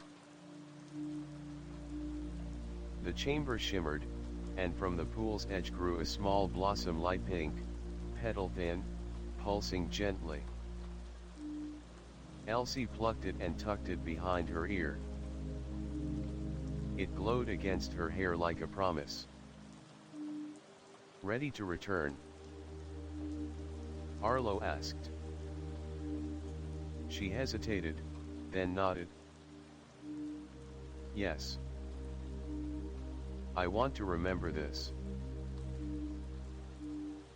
They rose together, the staircase lifting them upward on spiraling air. At the realm's edge, the path back to waking glowed faintly. "I'll see you again?" she asked. "Always," Arlo replied. "Dreamkeepers don't just protect dreams. We walk beside those finding their own." He handed her a small slip of folded parchment. "Draw what you saw. Share it." She took it with trembling fingers. "I will." And then, with a final glance, she stepped through the light. Waking. Morning sunlight spilled across Elsie's desk. Her hand moved swiftly across the page, charcoal dancing in arcs and shadows. A tree of light. A pool of becoming. A field of petals. A boy holding a lantern. She didn't even hear her mother enter. "Honey." The voice came softly. "What are you drawing?" Elsie looked up, smile blooming like dawn. "My dream," she said. "But not just mine." Arlo watched from across the schoolyard that day. Elsie's sketchbook was open on her lap, and 3 younger kids were huddled around her, listening wide-eyed as she spoke. Her words floated on the breeze, soft and shining. "And then I saw my lantern. And everything changed." The first door had opened. And more were coming. Sleep well, listener.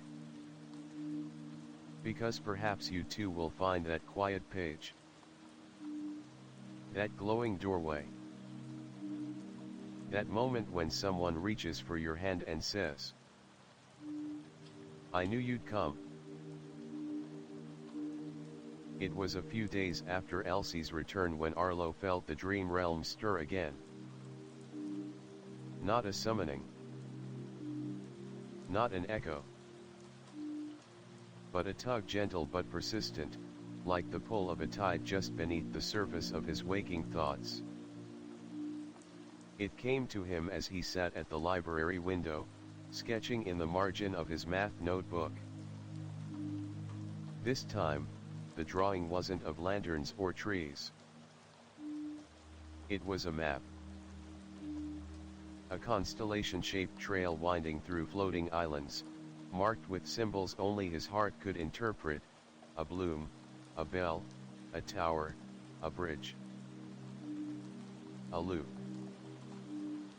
a door. He blinked. It had drawn itself. That night, As the stars emerged above Hawthorne Lane and the house hushed into slumber, Arlo curled beneath his quilt. He didn't even need to close his eyes. The moment his fingers touched the pendant at his chest, the air around him shimmered. And the map unfolded. He stood in the center of a vast observatory, its ceiling an open dome where galaxies spun in gentle spirals. All around him were scrolls, compass stars, and ink vials that glowed softly with color. This was the Navigatorium, the domain of the Dream Realm's cartographers. Floating islands shifted in the skies beyond, tethered only by bridges of thought and thread light. Towers of parchment rotated like celestial spheres. Dream guides drifted through the space, cloaked in flowing ink, leaving behind trails of stardust calligraphy. And there at the heart of it all stood a tall figure hunched over a table of glowing maps. Her name was Caldra. She wore a cloak of scattered parchment and a circlet of orbiting pens. Her eyes, when they lifted to meet Arlo's, reflected the same stars as the sky above. "You came," she said, voice like turning pages. "We've been waiting for a new cartographer." Arlo tilted his head. "But I'm a dream keeper now." Caldra smiled. "Yes. And dream keepers must learn to guide. But first, you must learn to chart." She beckoned him forward. "Look." The table before her held the living map of the woven realms, a shifting, breathing tapestry of dream space. Each region pulsed with the life of stories unfolding in real time. Arlo saw it all: the lantern forest's glow, the silver thread of the skybridge, the glimmering spiral of the dream tree, the archive's tall towers, the loom's spinning light, and the thresholds. Delicate veils. But there were also blank spaces. Vast, dark zones where no dream paths yet reached. Unmapped dreams, Caldra explained. Places still waiting to be remembered. Forgotten too long. Feared too deeply. Or never dared. She traced her finger over one of the dark zones. A child in Cairo has stopped dreaming of oceans. A girl in Kyoto has forgotten how to sing in her sleep. A boy in Santiago fears his dreams will be stolen. Arlo's chest tightened. Caldra turned to him. "Will you help us chart a path? Light a trail. Be the first to walk into the unknown, so others might follow." He nodded. "Yes. Show me how." She guided him to the scribing sphere, a floating orb of stardust where new paths could be etched with intention. Beside it, a quill of obsidian and comet tail hovered in place. "Close your eyes," she instructed. "And remember what no one else can see." Arlo thought of the quiet ones. The kids who didn't raise their hands. The ones who doodled in the corners of pages. The ones who looked up at clouds and imagined they were dragons. The ones who fell silent when asked what they wanted to be because they hadn't dared to believe they could be anything. From his memory rose a single image, a floating island of night flowers and shifting mirrors. a place where a lost dreamer could see themselves clearly for the first time. The quill moved. The orb pulsed. A line was drawn. When Arlo opened his eyes, a new path had been woven on the map, thin and glowing, but real. A corridor now existed between the loom and this new island, pulsing gently in soft violet blue. Cauldra exhaled in wonder. The Mirror Bloom Sanctuary. It exists now because you remembered it? She handed Arlo a compass, its needle spinning until it aligned with the glowing path he had created. Every dreamkeeper must learn to navigate not just what is, but what might be, she said. And now you can guide others there. Before Arlo could ask more, the map shifted, another flare pulsing near the archive. A dream thread is fraying, Cauldra warned. Someone's memory is unraveling. Arlo stepped forward. Then I'll chart a way back. She nodded, proud. And when you return, you'll add it to the map. Waking. Arlo opened his eyes to sunlight streaming through his window. His sketchbook sat on his lap, open to a new page. The drawing had returned, but now, it was different. The map was real. He ran his fingers across the ink path leading to the Mirror Bloom Sanctuary. The compass rested beside it, an actual object, no longer dream-bound. He smiled. Then turned the page, and began to draw a new island, one he hadn't visited yet, but could almost hear calling. The work of a cartographer had just begun. Sleep well, dreamer. For every time you imagine what could be, you light the first step of a path no one else can walk until you do. That night, just after twilight draped Hawthorne Lane in indigo velvet, Arlo sensed it. A tremor.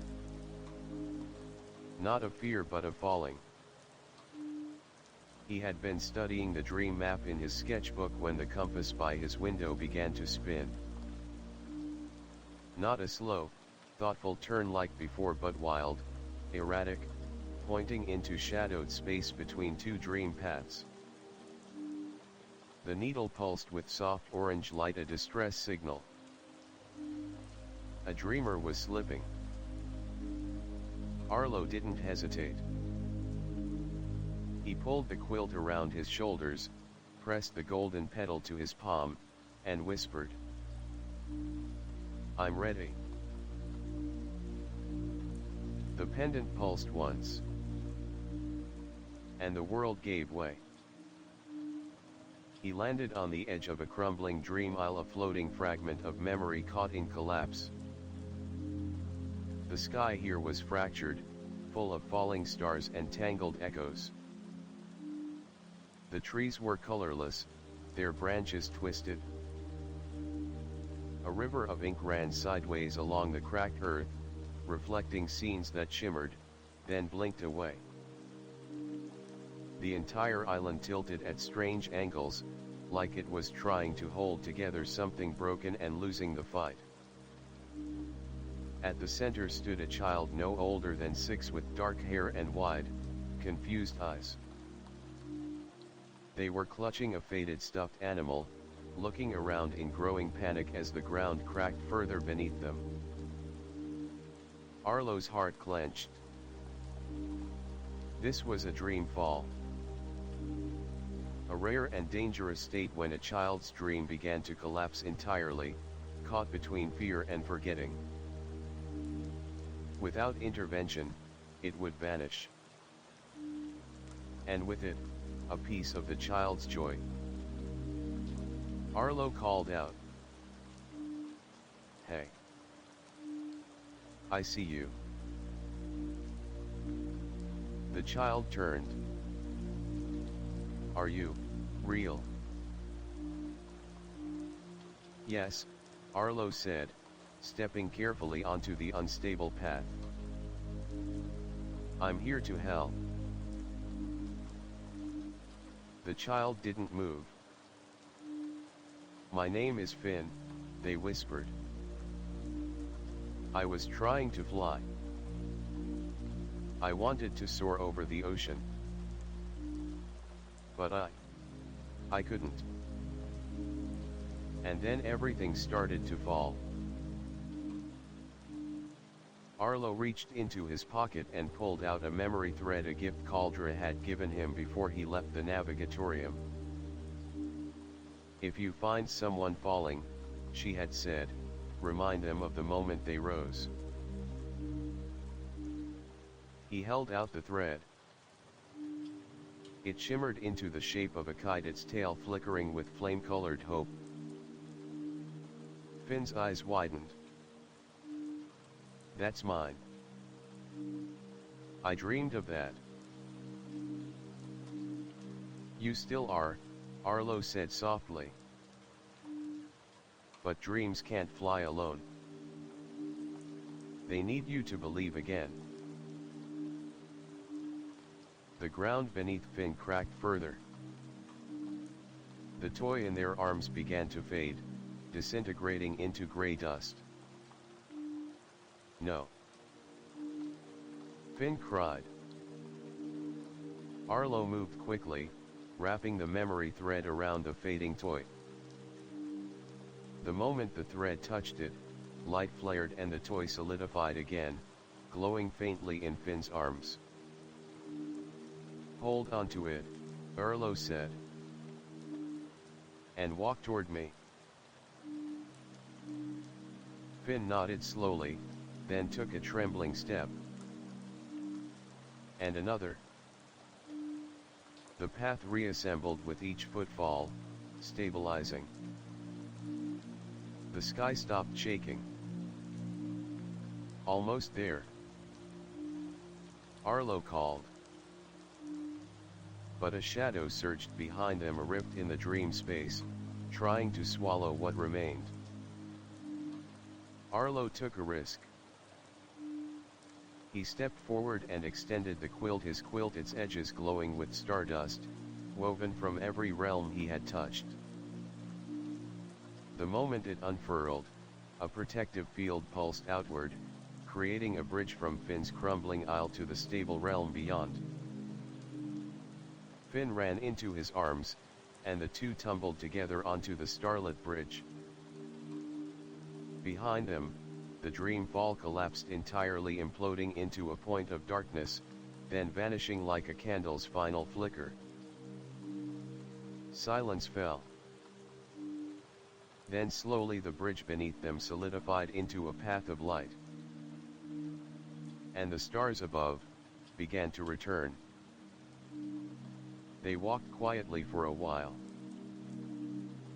Finn clutched the stuffed toy, now warm and solid. Thank you, they whispered. You saved it, Arlo said. I just reminded you how. They reached a glade of lanterns, where Caldra and Lyra waited. Finn blinked up in awe.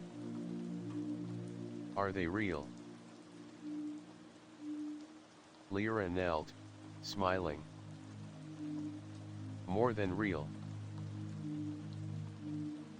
A lantern lowered into Finn's hands, and within it, their kite soared across a golden sky.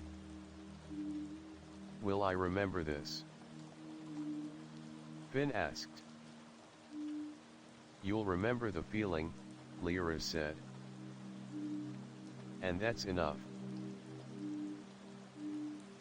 Finn nodded and stepped into the light, returning to the waking world, dream restored. Back in the observatory, Caldra looked at Arlo with pride. You've done more than chart a new path, she said.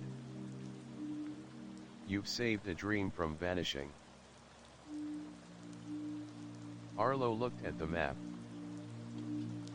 The dream falls void had been replaced by a new island shaped like a spiral kite, glowing orange and gold. Its name etched itself onto the parchment. Finn's flight. Waking. In the real world, Arlo opened his eyes with a start. Outside, the wind tugged gently at his window, like fingers pulling a kite string. He rose, walked to his desk, and opened his sketchbook. On a fresh page, he drew a small island in the sky, then added a child holding a glowing kite. And next to it, he wrote, "Sometimes, when dreams fall, all they need is someone to help them rise." Sleep well, listener. For in your dreams, someone may be waiting not for a miracle, but for a hand. A voice. A quiet reminder that they still have wings. The moment Arlo opened his eyes the next morning, he felt a new energy humming beneath the surface of his world. The dream map in his sketchbook was no longer silent. Tiny lights flickered along the threads he'd woven, and new paths shimmered ready to be walked. That day at school, Elsie shared her drawings with her friends, and whispers spread like gentle fire. Others began to feel it too, a soft tug, a quiet call deep within their hearts. By nightfall, Arlo and Elsie found themselves back beneath the dream tree's glowing branches. Around them, a growing circle of children appeared, each drawn from their own forgotten or lost dreams, each carrying a lantern glowing with their story. There was Maya, whose dreams had been silenced by fear, but whose eyes now sparkled with new hope. There was Tamash, who'd forgotten how to laugh in sleep, but now held a lantern singing with soft joy. One by one, the children gathered, their stories weaving together beneath the starry canopy. Lyra's voice rose, warm and clear. This is the gathering of dreamers, the heart of the dream realm's renewal. Each of you carries a thread. Together, you are stronger than any shadow. Arlo looked around. This was no longer his journey alone. Together, they would tend the loom, protect the archive, light the lantern forest, and keep the threshold safe. Together, they were dream keepers. And as the first lanterns lifted into the sky, trailing ribbons of light that danced with the stars, Arlo knew this was only the beginning. Sleep now, dear listener. For when many dreamers walk together, the world shines brighter and no dream is ever truly lost. The gathering of dreamers had blossomed into a living tapestry beneath the glow of the dream tree. Lanterns floated in a shimmering constellation, their gentle lights casting soft shadows on the faces of those who carried them. Each child, each new dream keeper, stood shoulder to shoulder with Arlo and Elsie, bound together by the fragile but unbreakable thread of shared hope. The dream tree's branches swayed slowly, as if breathing, alive with every story woven into its roots. The air thrummed with energy, a deep and steady pulse that echoed through the dream realm and beyond into the waking world. Somewhere far off, the loom of story light spun silently, its endless ribbons weaving new paths, new possibilities, for those who dared to dream. But the peace was not to last. A chill wind swept through the glade, unsettling the lanterns. The soft lights flickered, wavering like hesitant flames caught in a storm. The stars overhead dimmed, and shadows gathered in the corners of the dream tree's great canopy. From the darkness emerged a figure, cloaked not in light, but in swirling gloom. Its eyes were pits of endless night, and wherever it stepped, the vibrant colors of the dreamscape faded into gray. "It is the dream shadow," Lyra's voice warned, steady but grave. "A force born of forgotten fears and lost hopes. It seeks to unravel the tapestry and swallow the light." The children tightened their grip on their lanterns, their faces pale but determined. Arlo stepped forward, his pendant glowing fiercely against the darkness. "We won't let it," he declared. "Together, we're stronger." The dream shadow laughed, a sound like the breaking of glass and the whisper of forgotten memories. "You cannot stop what has already begun." With a sweeping gesture, the shadow unleashed a wave of darkness that rippled through the glade. Lanterns flickered, and some sputtered out. The dream tree shuddered. But then, a chorus rose from the children, soft at first, then growing louder, filled with courage and hope.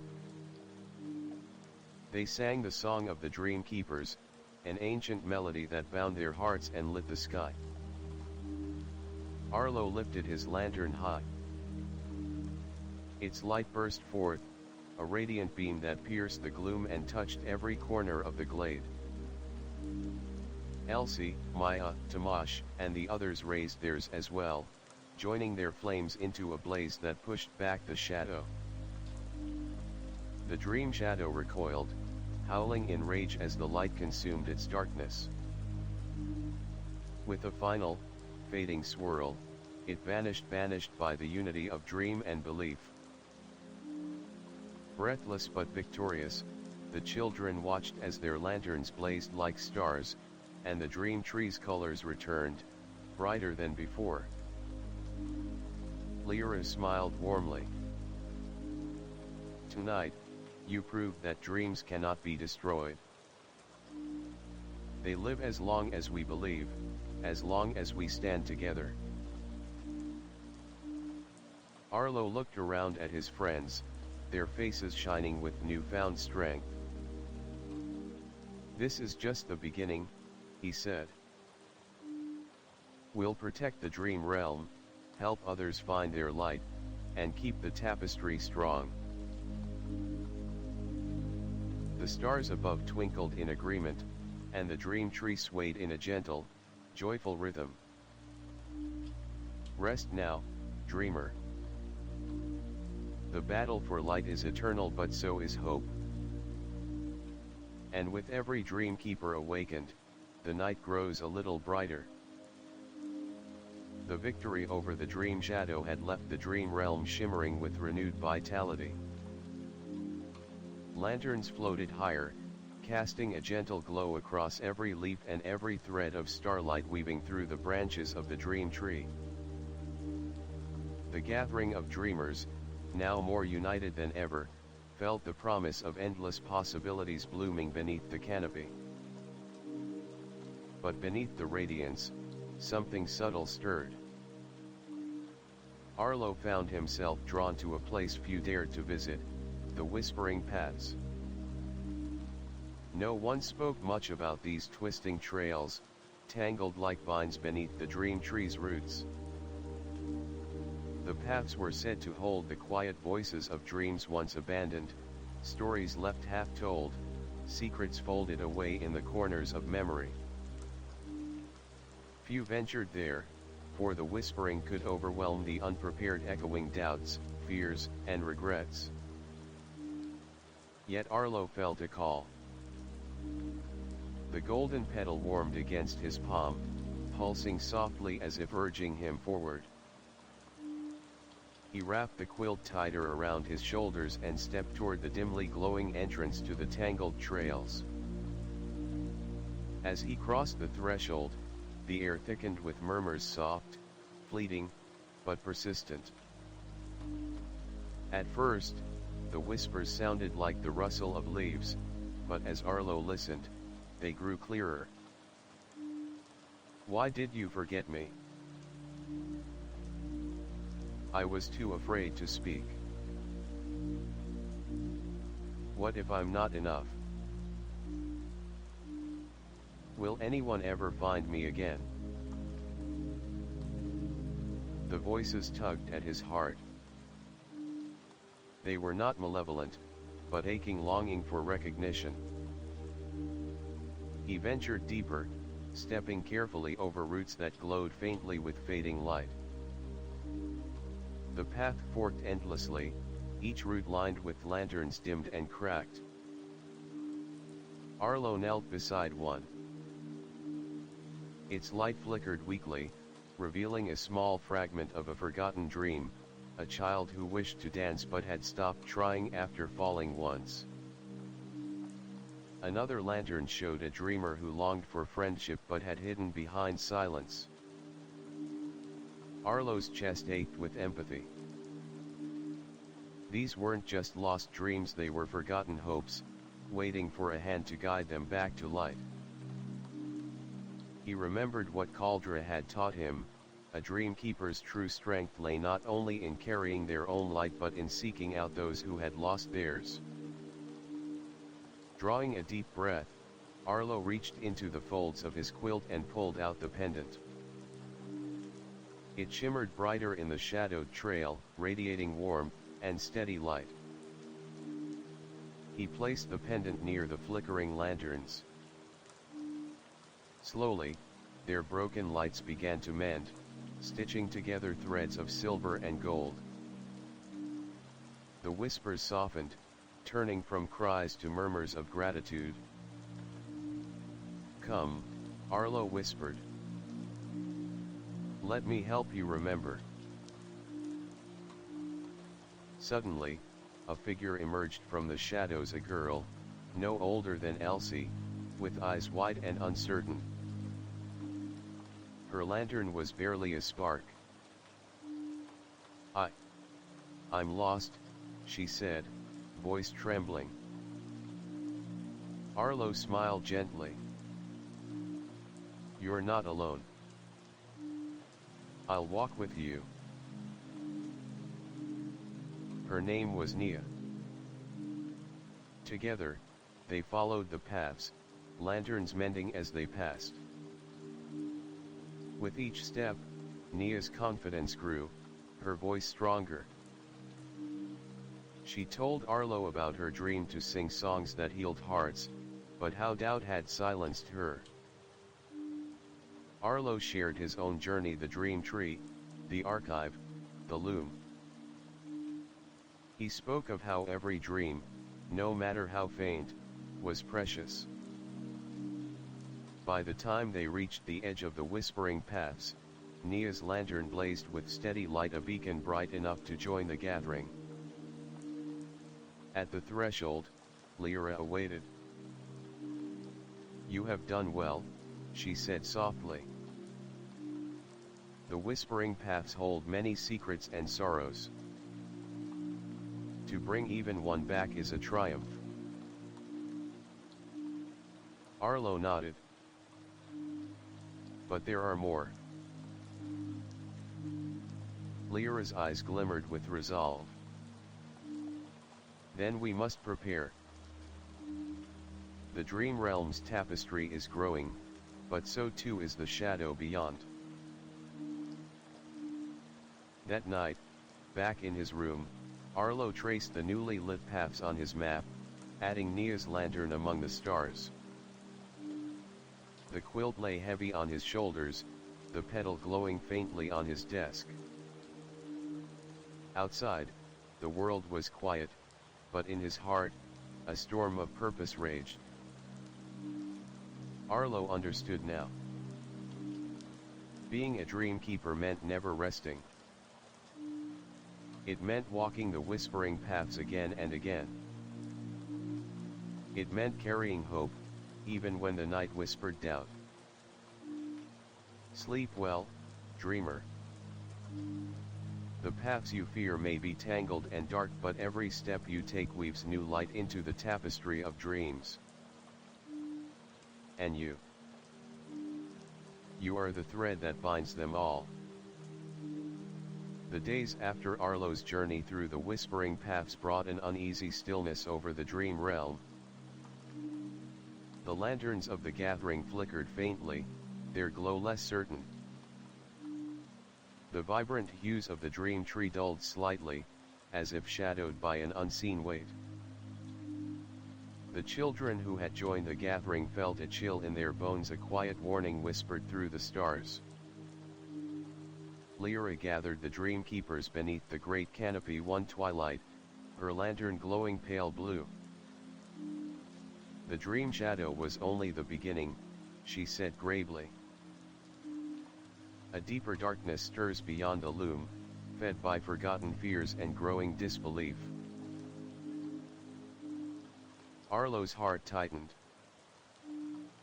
He remembered the shadow's cold eyes and how it had tried to unravel their light.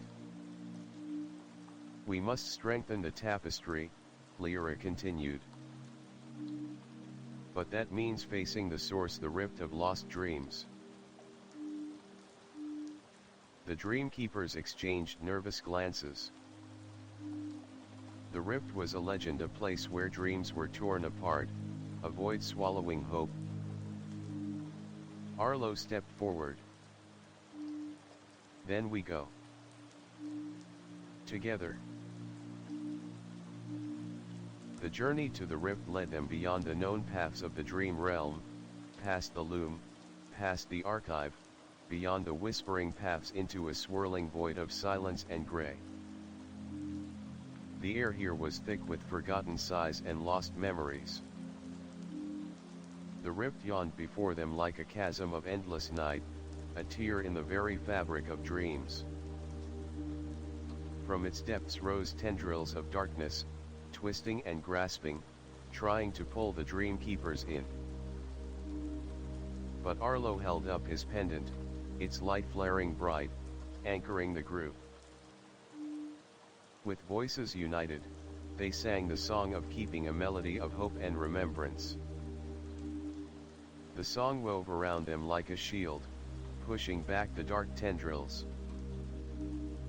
Slowly, step by step, they advanced into the rift.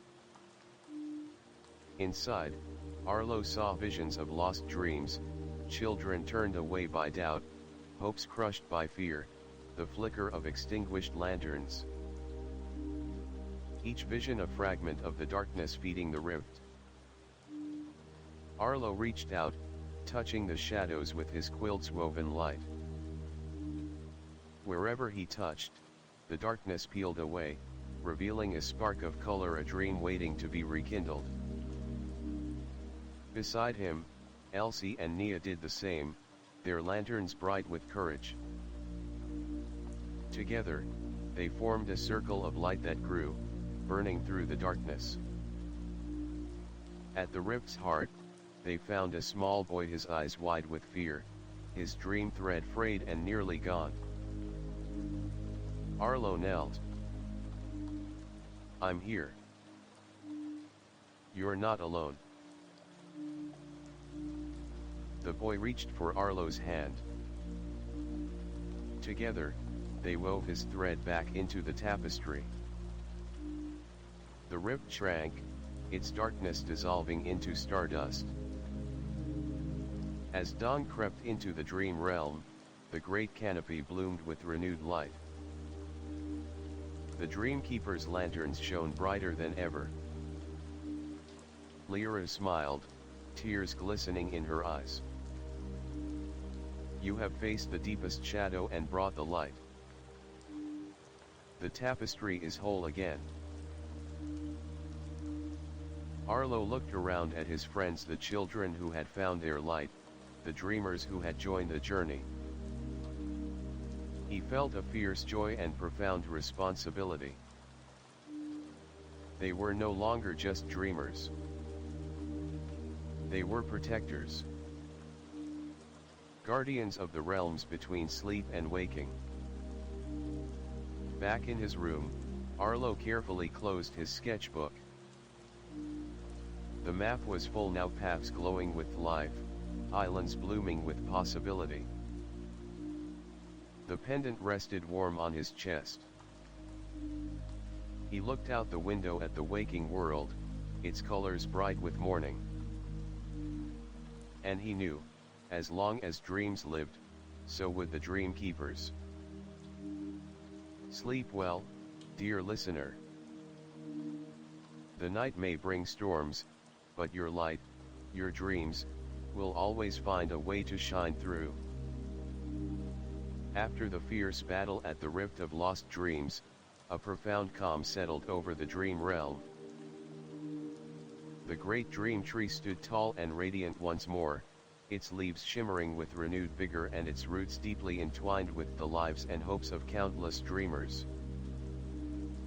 The gathering of dreamers had grown stronger, their lanterns glowing brighter, casting warm light across every corner of the realm. But the dream realm is never still for long. One evening, as twilight wove its purple and gold hues across the sky, Lyra gathered the dream keepers beneath the glowing canopy.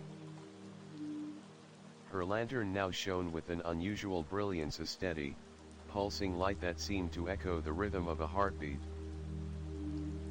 Tonight, Lyra began, we celebrate not only the restoration of what was lost but the promise of what is yet to come. The dream realm calls us to build a beacon, a lighthouse of light and hope that will guide lost dreams safely home. Arlo's eyes sparkled with anticipation. A beacon? Yes, Lyra said. A source of unwavering light that will shine across the realms, reaching even the darkest corners where dreams hesitate to grow. Elsie stepped forward, her lantern casting a soft glow. How do we build something like that? Lyra smiled warmly.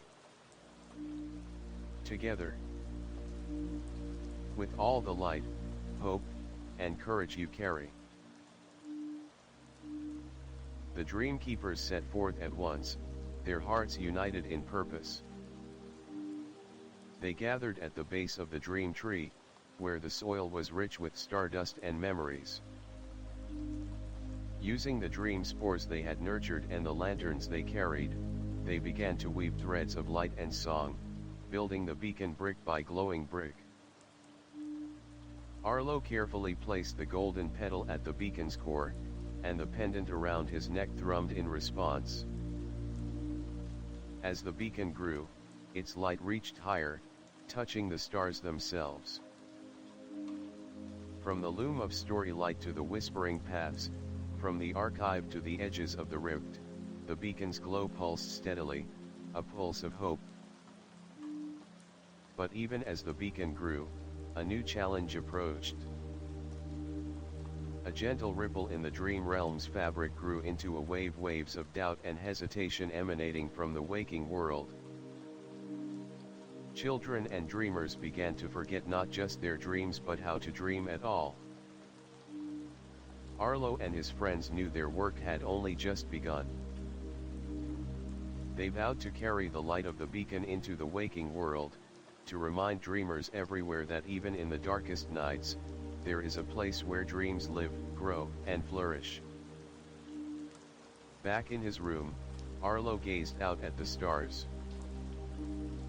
He felt the weight of responsibility, but also the warmth of friendship and hope. He wrapped the quilt tighter around his shoulders, the petal and pendant close by, and whispered, "Let this light never fade. Rest peacefully, dear dreamer.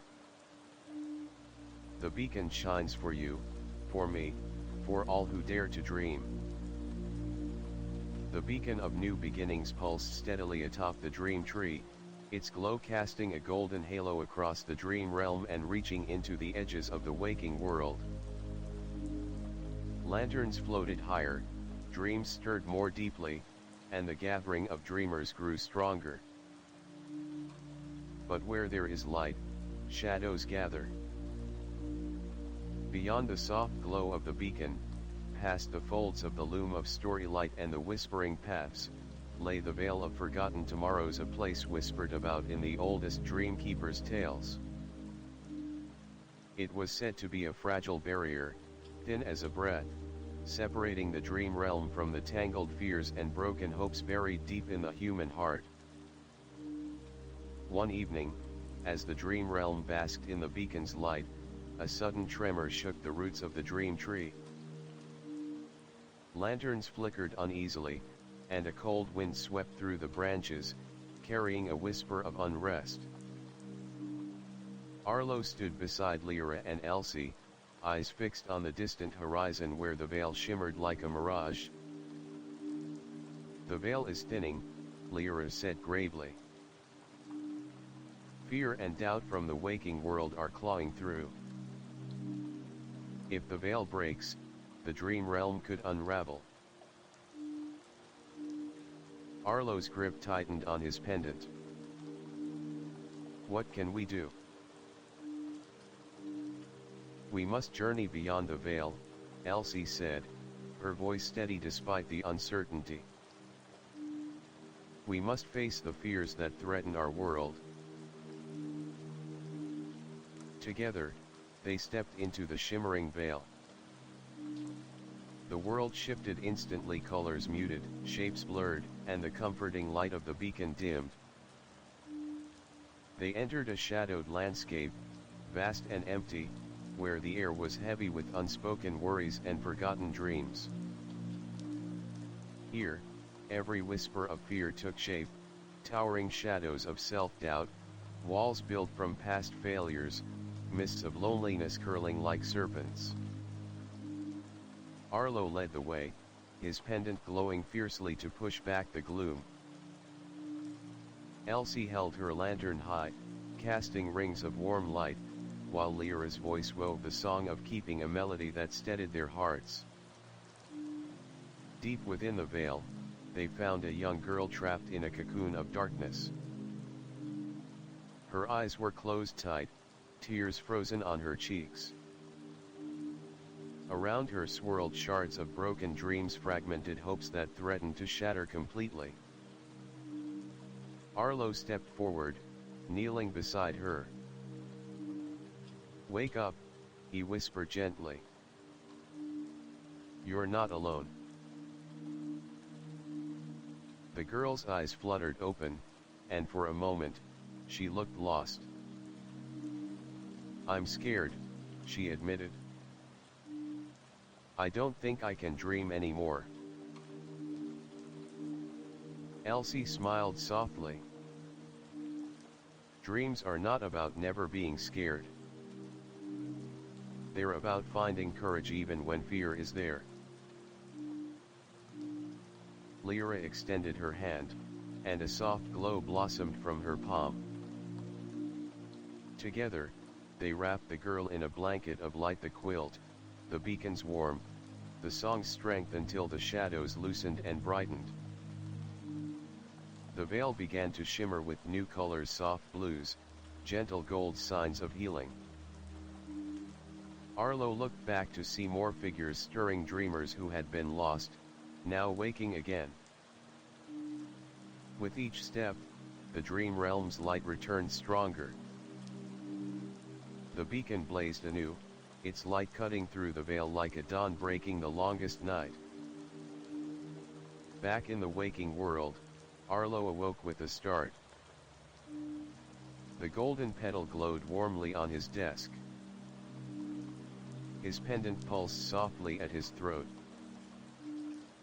He knew their fight wasn't over. But together, with friends and hope, the dream realm would endure. He smiled, ready for whatever dreams awaited. Sleep peacefully, dear listener. For the light beyond the veil shines brightest in the darkest moments, and it is yours to carry. The dream realm pulsed with renewed life after their journey beyond the veil. The beacon's golden light now burned steadily, a guiding star for all dreamers near and far. Arlo and the gathering of dreamers had become true dream keepers, guardians not only of their own dreams but of countless others who still searched in darkness. Yet, in the deepest heart of the dream realm, beneath the sprawling roots of the dream tree, a last challenge awaited, the unraveling of the final thread. A thread that bound the dream realm to the waking world itself, the fragile connection between hope and reality. Lyra gathered the dream keepers, her eyes shining with solemn resolve. This final thread must be woven with care, she said. For it holds the fate of both worlds. If it breaks, dreams will fade, and shadows will reign. Arlo stepped forward, feeling the weight of responsibility settle on his shoulders. I will walk this thread, he said. I will make sure it holds. Guided by Lyra and Myron, Arlo traced the thread deep into the dream tree's roots, where it shimmered faintly, frayed by time and doubt. As he reached out to weave it stronger, visions unfolded before him, faces of dreamers who had lost faith, moments where hope wavered, memories of fears that threatened to unravel the entire tapestry. But Arlo remembered every lesson, the courage in the lantern forest, the restoration in the archive, the healing of the rift, the strength in the gathering. With steady hands, he threaded the golden petals light into the final weave, singing the song of keeping, its melody wrapping around the thread like a warm embrace. The thread pulsed, grew strong, and shone brighter than ever. The dream realm and the waking world hummed in perfect harmony. Back in the waking world, dawn broke over Hawthorne Lane. Arlo awoke wrapped in the quilt, the pendant warm against his skin. The golden petal lay beside him, its light steady and pure. He smiled, knowing his journey was both an end and a beginning. The stories he had lived, the friends he had made, and the dreams he had saved would live on, not just in the dream realm, but in every waking heart.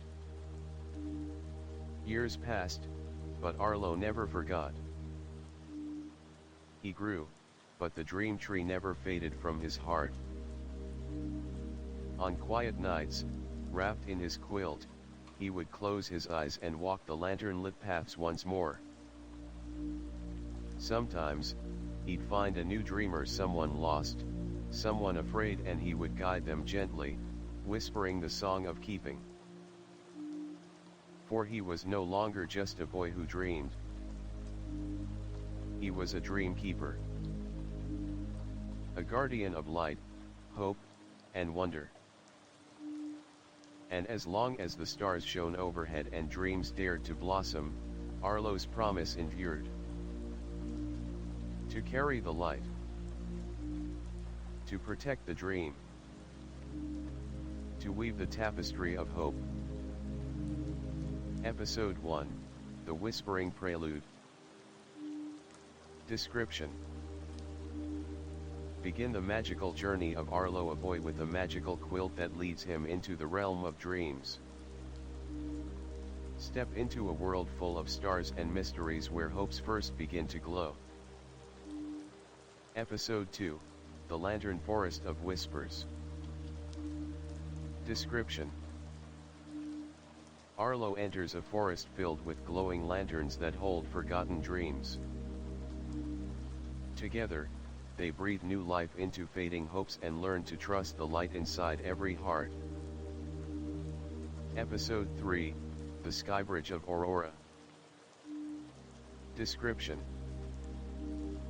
On a bridge of shimmering light between night and day, Arlo makes a promise with the dawn and embraces his role as a dream keeper. Explore the crossing between the world of dreams and waking reality. Episode 4, The Moonlit Cascade. Description: Step into a mystical waterfall bathed in moonlight, where Arlo learns to wash away fear and strengthen his inner light.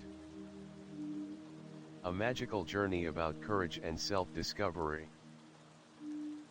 Episode 5, The Garden of Stardust and the Journey Home. Description: Arlo plants a stardust seed in a wondrous garden, marking his growth as a dream keeper. His journey back to the waking world is illuminated by newfound magic and endless possibilities.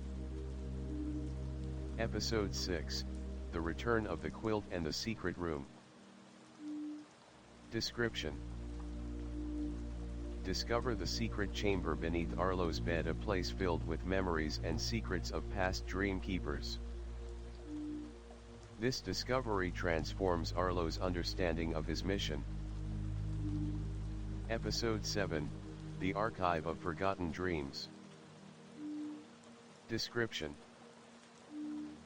Arlo confronts lost dreams in the archive of memories, reviving forgotten hopes and showing the power of belief and remembrance.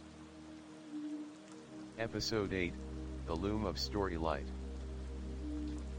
Description: Within the realm where stories are woven, Arlo learns to weave his own thread into the grand tapestry of dreams, understanding connection and responsibility. Episode 9, The Threshold of Waking. Description: Arlo crosses the delicate threshold between dreaming and waking, facing tests of faith and determination to keep his inner light alive. Episode 10, The Dreamkeeper's Legacy. Description: Arlo's journey culminates as he becomes a true dreamkeeper, guiding and inspiring others to find their own light and courage. Episode 11, The First Door Opens. Description: The first door opens for Elsie, awakening a new dream. Together with Arlo, they explore the realm of dreams, bringing hope and light to those who have yet to believe. Episode 12, The Cartographer of Dreams. Description: Arlo learns to chart new dream paths, guiding lost dreamers toward light. This vital role connects the fragments of the vast landscape of imagination. Episode 13, The Dreamfall Rescue. Description: A rescue mission in a collapsing dream. Arlo and the Dreamkeepers save a fading hope from being lost forever, restoring belief and flight.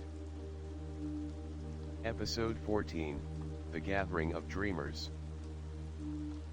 Description: The Dreamers unite, forming a strong community to protect and nurture the smallest sparks of light. Together, they shine brighter than any shadow. Episode 15, The Heart of the Dream Realm. Description: Dreams unite against darkness, preserving hope through friendship and resilience. A powerful battle that proves the strength of belief. Episode 16, The Whispering Paths. Description: The winding, whispering trails hold forgotten and silenced dreams. Arlo ventures forth to reclaim and rekindle those hopes thought lost. Episode 17, The Gathering Storm. Description: